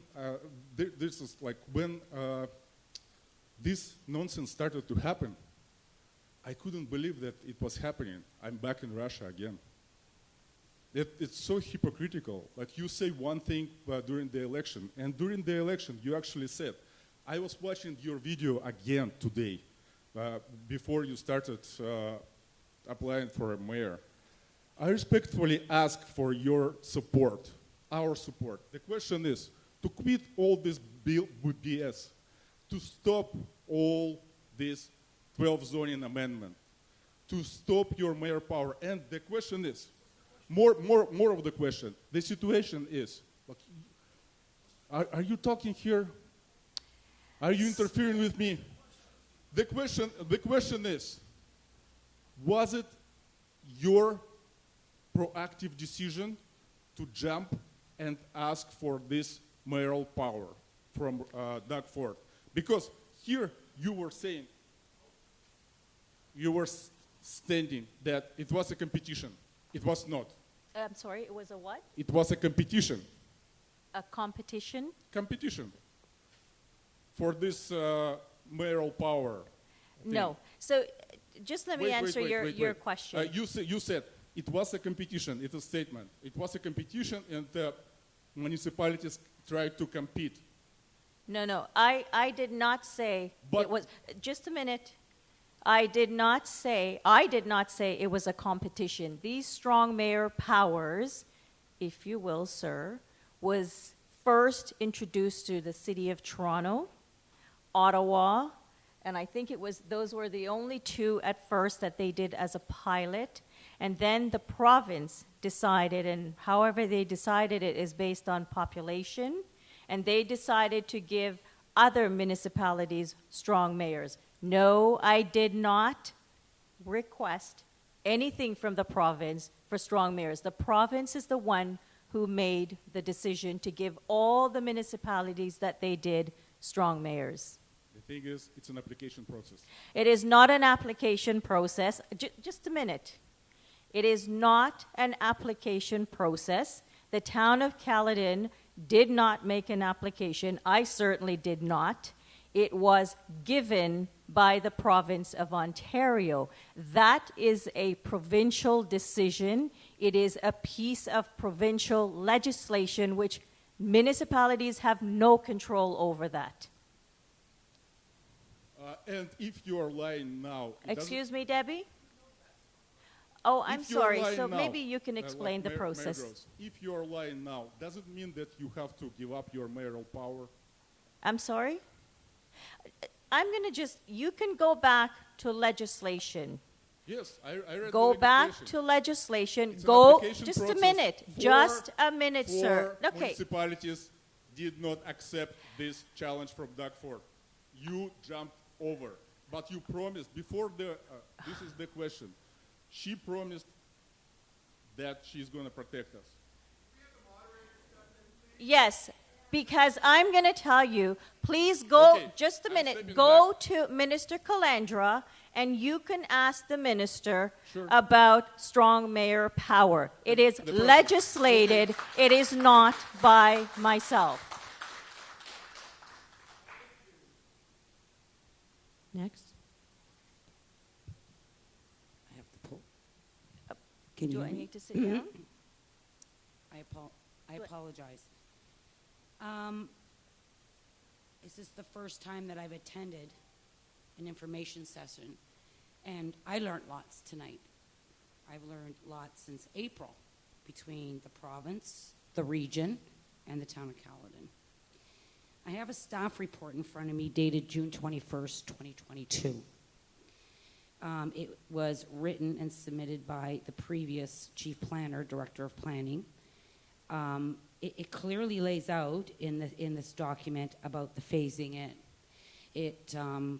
and about the money that was spoke to, about the 400,000. It also talks about the 11,000 acres. So then in November, I believe it was in November of 2023, there was a presentation given to council and the public in regards to the phasing in. So the words that are coming out of staff's mouth tonight and our mayor is absolutely true. This has been going on prior to the election. It has been going on since 2014 from the region, and also 2018 at the town of Caledon. I just wanted to let everybody know this is not a new news story. Secondly, this is a question for planning. Eric, if you don't mind, please, sir. In regards to density, can we go to the slide where it shows the density, if you don't mind, please? Yes, awesome, thank you. So I just need points of clarification, if you don't mind, please. Does these density targets only pertain to residential, or are these density targets residential and employment together? These are residential. Only? Yes. Okay. So, correct me if I'm wrong, sir, that if we have higher density on the employment side, does that help bring some of these density targets down, as on the residential side? Sorry, I'm confused by the question. Okay. The formula for the density we have, like I asked this at the meeting, was basically it's a rough estimate of where we are. I see different going on here, correct? My question is, if we bring in higher density employment, and I'm going to use the word no more warehousing, okay? Let's talk about research and development, possibly satellite offices within the financial industry, possibly post-secondary. Like, these are just some of the examples that I think we, together, as our community, can start bringing in to our community. And because you have a smaller footprint with a higher density, does that help offset the target in the residential component? So if you look at the provincial policies, it speaks to actually having people and jobs per hectare. And so, well, what it would often be the case in a lot of these areas is there's commercial supportive, basically land uses that come in that basically support the residential, but oftentimes there can also be other types of employment uses that do come in here. So they both ultimately contribute to getting to the numbers that are dictated to us by the province. The uses you're speaking to are often identified through the employment areas or otherwise that aren't really part of today's discussion. But these are the types of uses that ultimately we are trying to seek out as much as possible at the town of Caledon. Okay, so my ask for that is because when I look at these density targets, we are ramming them in there like sardines, okay? We are going to shift, and this is the reality. You think Southfield is a very prime example. Councillor Sheen and Councillor Early are dealing with parking. Like, I know raising 2 boys that those vehicles were going to come, okay? I know it's happening on Mora right now, which is down southeast side of the Albion Vaughan line where the Bolton retirement home is. They're parking, they're hanging over the street. And it's not on one side, it's on both sides. So now, from a planning perspective, we need to really think about this. Not everybody's going to get on transit. And I'm going to tell you, what concerns me is, as a mother of 2 boys and a husband that works a lot, if I go grocery shopping, I'm not going to carry 15, 20 bags of groceries on transit. That's the reality of the world we live in, okay? The other thing is, we are not going to have greenfield backyards for kids to kick a soccer ball around, okay? For kids to run around and mom can stand at the kitchen, watch their children outside burn some steam off. Kids, we need to be grounded to that earth. We need to be. So my concern is we're going to shift this problem that the growth plan is, and we're going to shift it into the healthcare. And we already have a crisis in the healthcare. This is the reality that we're facing right now. In regards to the... Sorry, do you have a question attached to that? Yeah, so how do we change that? Like, how do we have that balance? This is one of the fundamental discussions in planning, particularly as you start to see suburban growth and intensification and development. This is part of a changing philosophy about how we need to respond to environmental needs, about responding to providing enough supply of units or otherwise for the population and the growth that comes. Yes, what happens is there's often a reduction in greenfields or in terms of playing fields, but what you can do is you adjust the type of experience that people have. So it's been done many times elsewhere. It's been studied multitudes of times. It works, but there is a transitionary period where there will be stumbling blocks. So if I may make a recommendation in this process, is the DG group, the Caledon East development, we have one park right in the middle. I think we need to rethink that and have multiple little parks around, okay? That's just a suggestion. Fair. If I could if we've got a lineup for me behind you, if you wouldn't mind letting, absolutely. and then just pop to the back and then come back. We've got about 11 minutes left to be able to field more questions. Hi, good evening. Similar question fellow just asked actually regarding the healthcare. Like, there's a lot of healthcare practitioners who are leaving Caledon, and it's a big crisis, obviously. And how is this new development, and what are the actions that city is taking, like, or future to retain that situation? And what about a hospital, like, in future? Thank you. I'm going to ask Mayor Groves to take that for us. Thank you. Thank you for the question, and this is a partnership with Dufferin County as well. There is a committee that they're looking at addressing the issue of healthcare services. There are a number of things that need to change, and we have lost physicians because of the way the setup is. So they have what they call family health teams, family health group, but the radius that surrounds it. So, for example, we lost 2 doctors in Caledon East. I was able to save 1. Got her to relocate in Bolton, so she is here in Bolton. Unfortunately, Dr. Popa moved to Schaumburg. I think it was Schaumburg she moved to. We did get another physician, a family physician, a young family physician who wanted to set up in Caledon East, but she had to belong to what we called a family health team. The radius around that, she would be outside of the, I think it's 5 or 6 kilometers from where the existing family health team is, and so we lost her.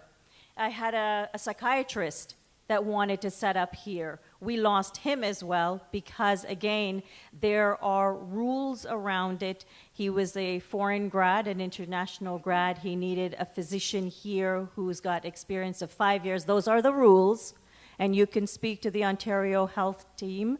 They will tell you what those rules are. Any family, any international grads, medical students or medical grads, they need a physician that's been a practicing physician in Ontario for at least 5 years to supervise them. I know this because I owned a medical clinic. I had international grads that worked at my clinic and needed supervision. So we are working on that. We've made that Minister Jones, who is our Deputy Premier and our Minister of Health. She's been part of the conversation with Caledon and Dufferin so that we can address the issue around the shortage of physicians.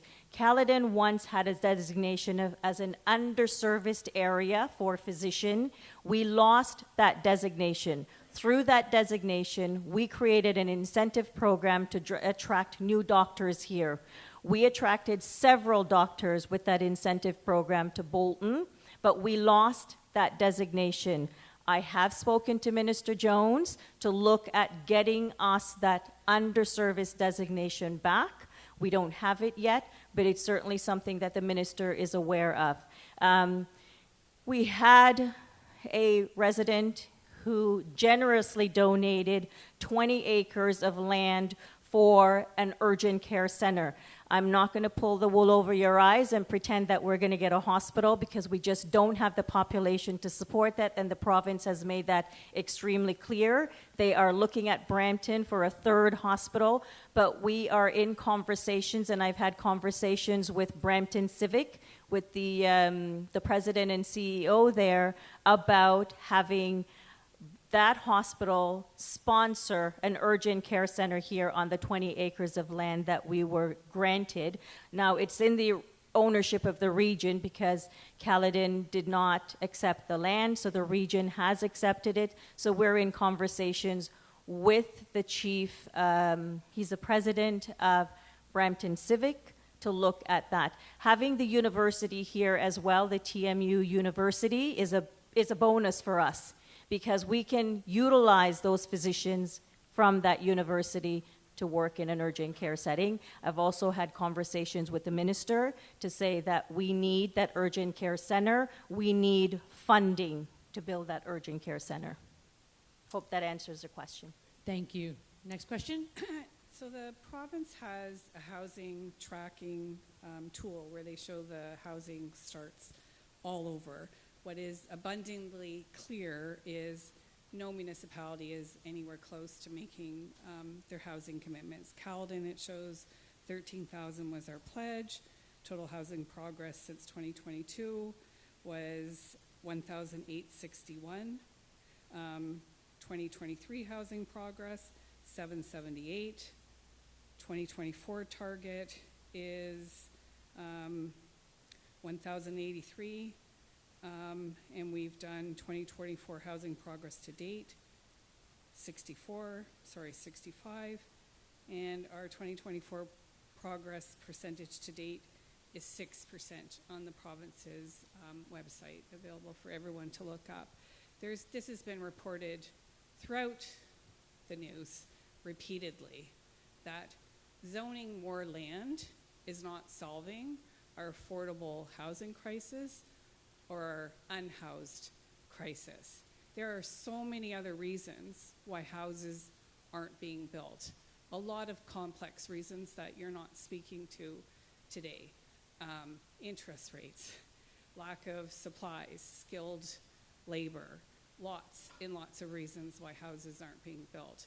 But it's very clear that just zoning more land, destroying our prime farmland, environmental spaces, is not the solution to solving our affordable housing and unhousing crisis that exists today, not 30 to 40 years in the future. So I've been to numerous meetings.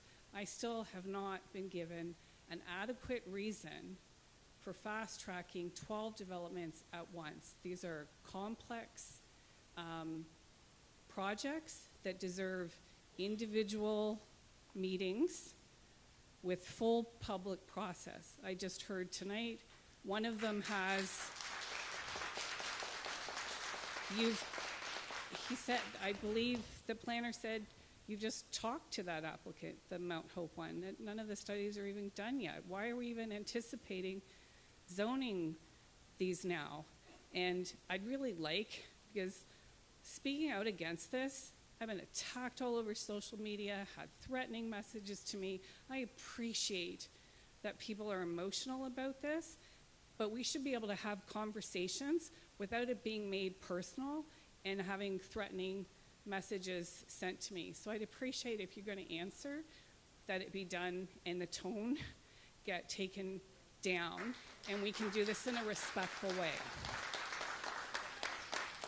So if I'm hearing the question is why zone these lands when we have all these other factors? We know that builders are not building. Yes, we know there's a labor shortage. Yes, we know there's a supply chain issue. We know all of that. I will tell you that the country, the province, the region, the municipalities, we are supposed to have 10,000 units ready to go. Canada doesn't have it, Ontario doesn't have it, and municipalities don't have it. And hence, it's created this housing crisis. We all are supposed to have that 10,000 on hand ready to go. Zoning these or bringing these forward, that's part of the official plan. This was done in 2022 by the Region Appeal. The province comes along with numbers that every region and every municipality must take. Normally they do it in a 10-year cycle. Because of the housing crisis, I guess they're doing it in a 20-year cycle. So as opposed to doing it in 2041, they gave us our 2031 numbers, then they came with 2041. They said, well, you know what, we're going to do 2051. So we're going to do 20 years as opposed to 10 years. So it's getting it ready so that when the economy changes, we're ready to go.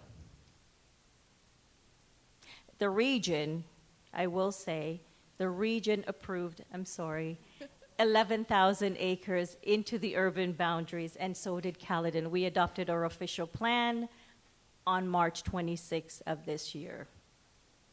Thank you. We are at time, but we're going to take the line, so I'm going to cut the line after Al to make sure that the 5 people who are currently in the line can get their questions asked and responded to. Go ahead. Thank you very much. During the discussion of the strong mayor powers, there was a bit of an omission, and the omission was the arithmetic of a council vote. In strong mayor's powers, a vote can be passed with the mayor and 3 councillors. So we know that democracy is fragile, it's precious, and it needs to be defended at all times. So my question is for the mayor. Will the mayor not use that aspect of the strong mayor's powers that she can? Will she allow for a full democratic vote and that the full council will vote on these zoning amendments? Mayor Groves?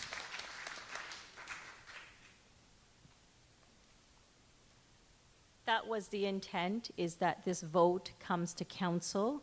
And my hope is that council has adopted the official plan. They adopted the official plan on March 26th, understanding also that council approved the growth management phasing plan, which, as I said earlier, was $400,000. In that growth management phasing plan, these were identified. That it is my hope that council will vote, and it will come to a vote at council. And I hope that council will vote based on all the work that has been done by the town. If I need to use if I need to use strong mayors, then that's also an option that's available. So you will not commit to allowing a full Democratic vote on the zoning amendments specifically? This not, vote, not the official plan, but the zoning amendments? this vote will come to council. Okay, thank you very Thank much, you. Mayor Groves. Next question. It's a question for the Commissioner of Planning. The frequently asked questions, which were made available tonight, state that the proposed zoning bylaw amendments will be brought forward through the municipal planning process, including holding a statutory public meeting. Was that the April 21st, the April 25th meeting? Yes. So I guess my supplementary is, it sounds like there will not be a separate public meeting for each of the 12 zoning bylaw amendments. There will be subsequent meetings still to table the zoning amendments. So there will be statutory meetings for each of those 12 zoning bylaw amendments? No, the statutory meeting has been completed. We're at the council approval point. Okay, thank you. Next question. Hi all, so I'll keep this quick. I am not against development. I am against the bylaw amendments which have put forwards, and like others here who are against it, I believe share the opinion that they are not against development, and we should be proactive to try to reach our housing targets. But why are we zoning before we have a secondary plan completed, which is normal procedure? This has been overruled with the mayoral decision. The only reasons that we have heard so far is that we want to be proactive, making housing, with no specification on what proactive means: cost, money, time. We've heard that we might be able to get grants in the future federally if we show that we have been spurred for growth. And we've been told that the OLT is very expensive. But if we had good, really fleshed out secondary plans that the public was really into, and we really agreed with it, it doesn't sound like we would really have to go to the OLT because there would be no dispute. Do you doubt the residents of Caledon to accept a good secondary plan? Because the reason that we hear so far, that's what we're led to believe.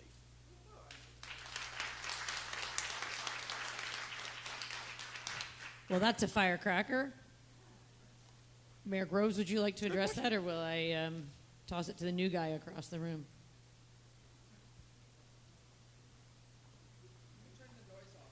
No, that's the HVAC system. It doesn't shut off. Okay, I'm trying to understand that question. So why do this before the secondary plan? So some of you in the room may recall years ago, the town initiated a town-wide zoning bylaw. We had a problem with our industrial commercial rate versus residential.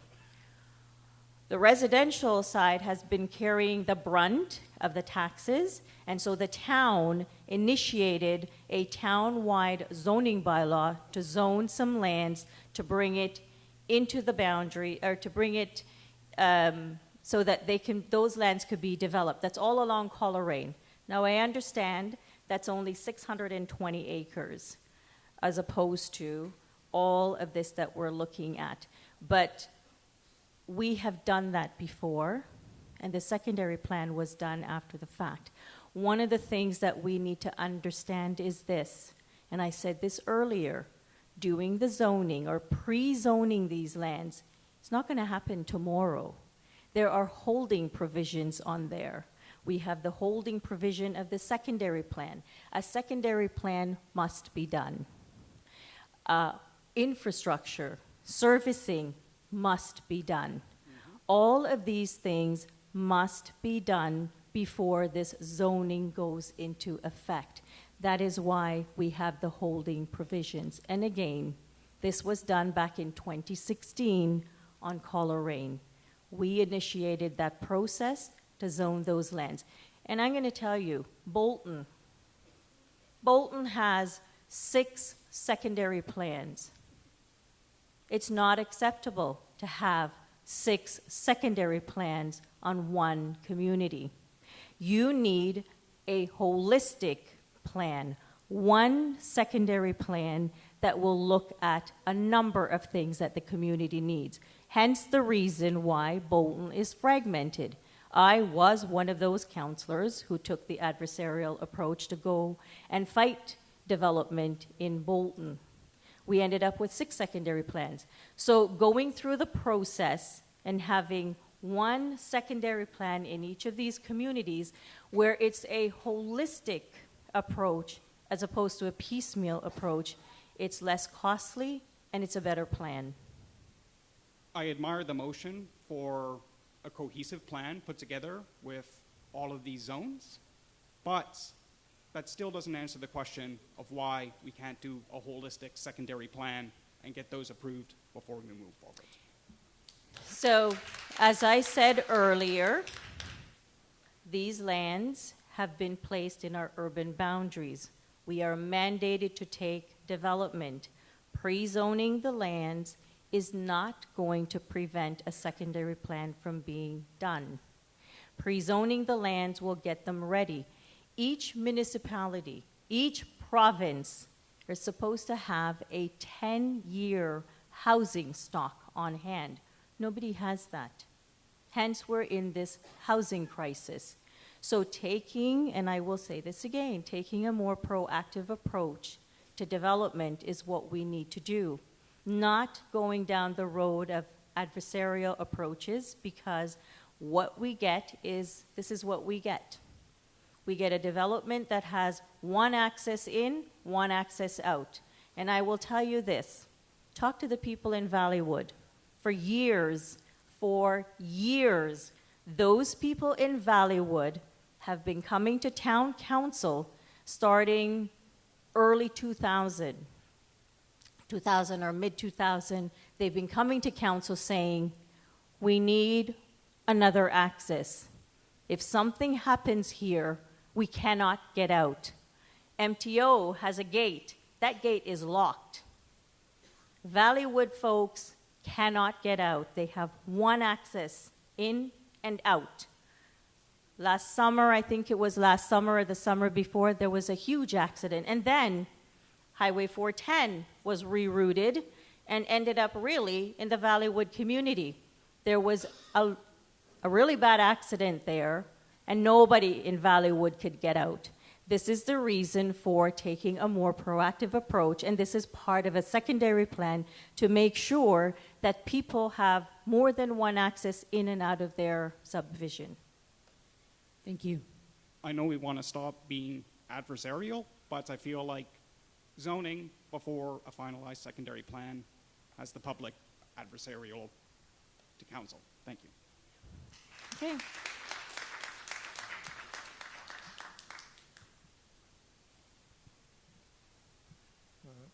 Earlier, we heard that from one of the staff that infrastructure in some of the land areas will not begin any development until after 2031.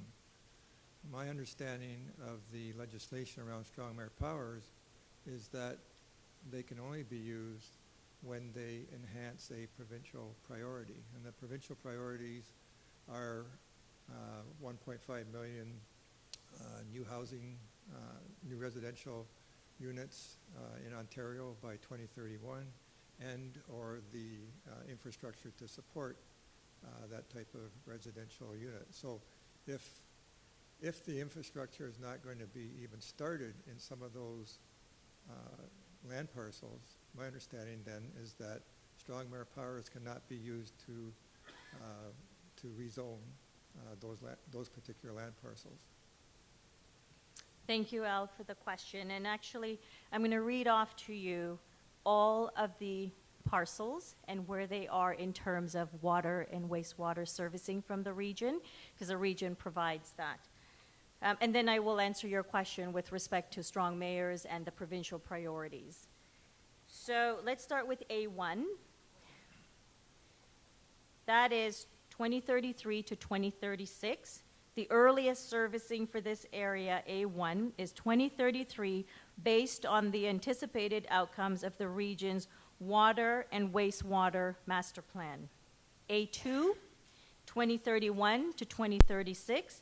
This area is currently under OLT appeal. The anticipating servicing timeline is 2031 to 2036. A3 is 2029 to 2035. The earliest servicing for this area is anticipated by 2029, but is subject to the environmental assessment for Regional Official Plan Amendment 30 that was dealt with a few years ago, complete and master plan for areas outside of Regional Official Plan number 30.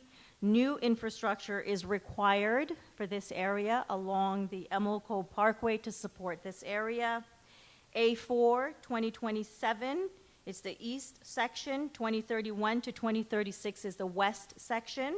The area east of McLaughlin will be ready for service in 2026 to 2027. Currently in this area has servicing design being completed by the developer, supported by the region. Construction is anticipated to commence in 2025. The area west of McLaughlin will be ready for service 2031. A5 is 2027 to 2030. This area will be ready for service by 2027. The west side of Humber Station has servicing design being completed by the developer, supported by the region. The region is completing servicing on Humber Station to support this area, and also on east side of Humber Station, construction is anticipated to start in 2024. A6 is 2027 to 2036. The area is part, again, of Regional Official Plan number 30, and will have servicing in place by late 2026-2027. The developer, with support from the region, is completing infrastructure design, and this includes new booster pumping station for Zone 7. So Zone 7 is anything north of King Street, is Zone 7. Construction is anticipated to commence in 2024. A7, 2034 to 2037. This area is proposed to be ready for service by 2034. A8, 2029 to 2035. The earliest servicing for this area is anticipated by 2029, but is subject to the environmental assessment for Regional Official Plan number 30, complete and master plan for this area is outside of Regional Official Plan number 30. New infrastructure is also required along the Emilco Parkway for that area. A9, 2025 to 2027. This area is ready for service via a combination of development-driven and existing servicing. A10, 2025 to 2027. This area is ready for service. A11, 2027 to 2030. This area will be ready for service by 2027. Gore Road has servicing design being completed by the developer, supported by the region. This also includes Gore Road and areas west of Gore Road. Construction is anticipated in 2025. And so to answer your question, some of these are outside of, I'm sorry? I don't, all right. I am going to sit down because I'm being told that I have to be cognizant of time. I hope that answers the question, Al. But to answer your question, and if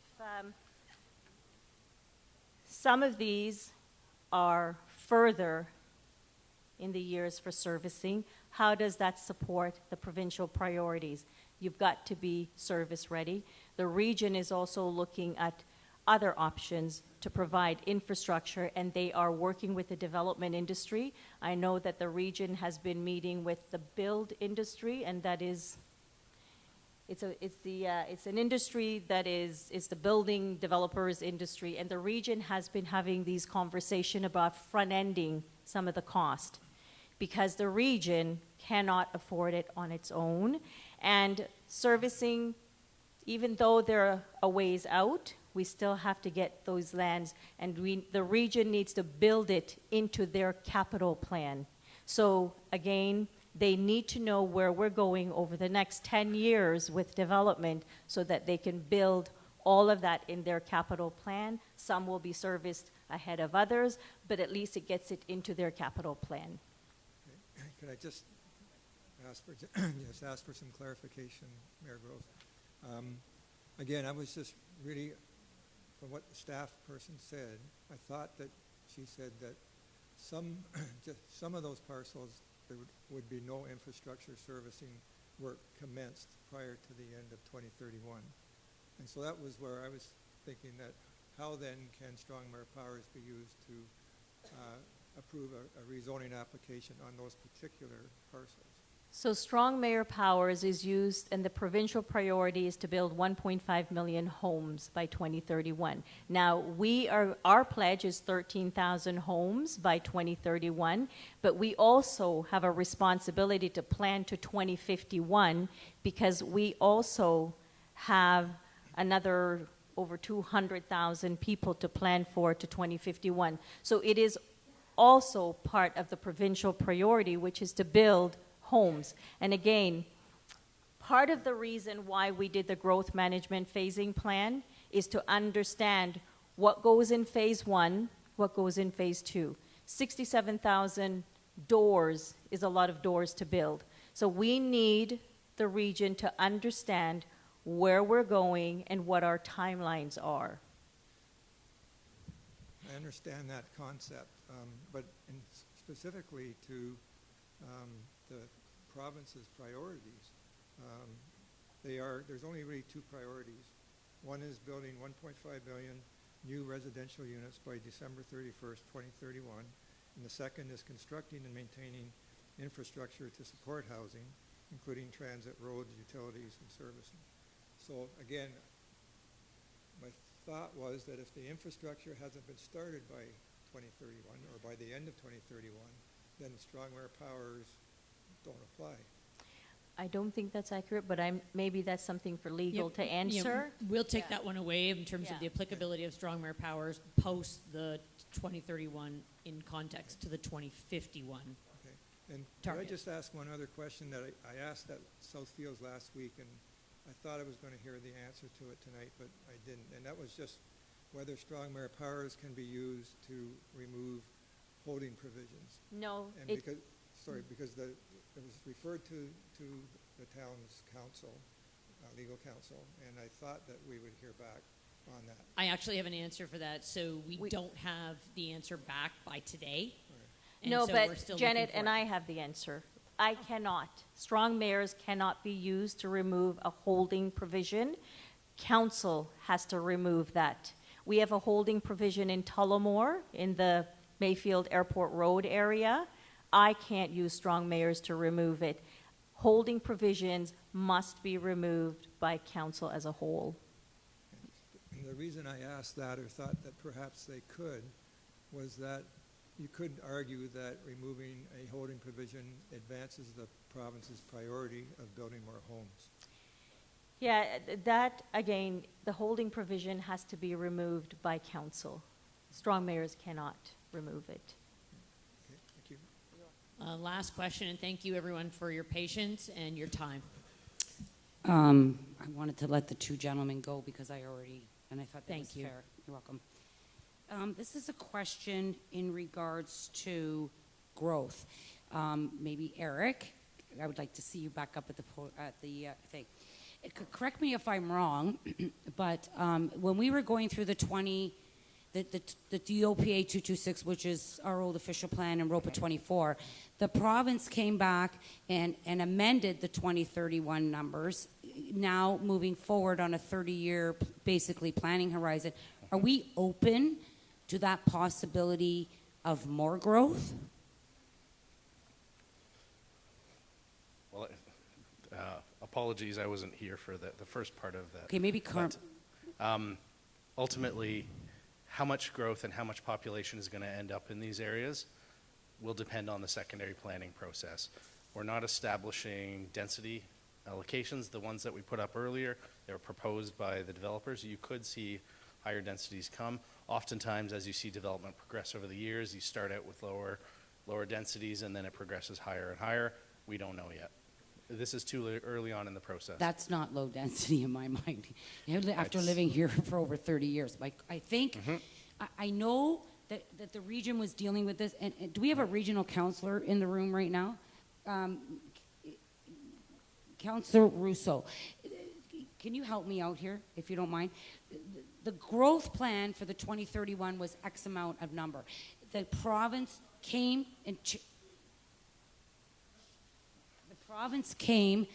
and changed that to the 2031 B numbers, and then the region amalgamated everything for the growth plan. Are we possibly subject to another add-on than we currently have, basically the 220,000?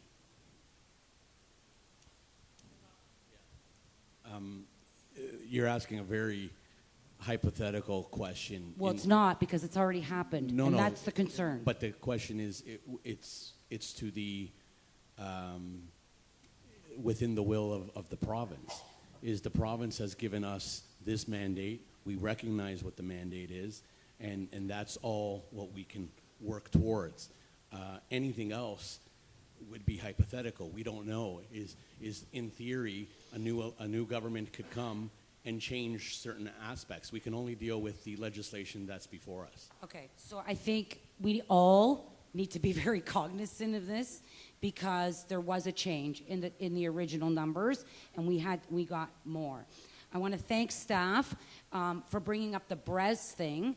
As a constituent that was part of that from start, ROPA 24, OPA 226, and 8.5 years of multiple OLT hearings, let the truth be told. It was a very fragmented, disheartening process. I'm going to end on two things. One is the boundaries that we're seeing right now. Will the town of Caledon be responsible for the municipal comprehensive review now, or will it stay at the region? Eric?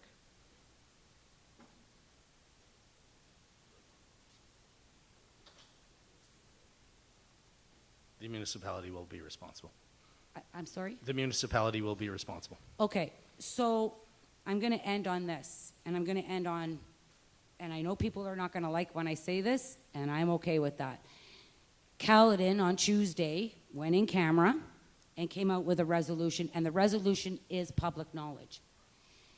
I am proud of my council for stepping up, telling the region and telling the province, moved by Mayor Groves, seconded by Councillor Early, and council supported it, and here is the motion. And if you grant me some grace, I would like to read it to the members of the public. Whereas the region of Peel was established in part of support growth through a shared infrastructure program for all three lower tier municipalities, City of Brampton, Town of Caledon, City of Mississauga. And whereas the Minister of Municipal Housing and Affairs appointed a Peel Region Transition Board to make recommendations on the transfer of land use planning, roads, waste, and water and wastewater services from the region of Peel to its lower tier municipalities. And whereas the minister called for recommendations that ensure service continuity and recognize the importance of financial sustainability.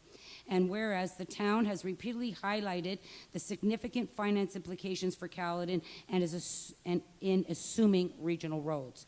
And whereas the town has validated these concerns with the support of an external analysis, and I'm proud that Caledon did this, because without evidence, we can't fight that province. And I'm happy to see this. That possess a combined 70% annual tax increase in Caledon as a result of downloading regional roads, water, and waste management services. And whereas the Peel Region Transition Board has not yet identified an adequate ongoing funding source for the provisions of roads and wastewater management, despite the province's commitment to keep Caledon whole. And whereas the town has responsibility to deliver high-quality services, will ensure responsible tax increases for the resident. Now, therefore, be it resolved that staff be directed to recommend to the Peel Transition Board that the regional roads and waste management for Caledon continue to be delivered by the Region of Peel through its current funding mechanism.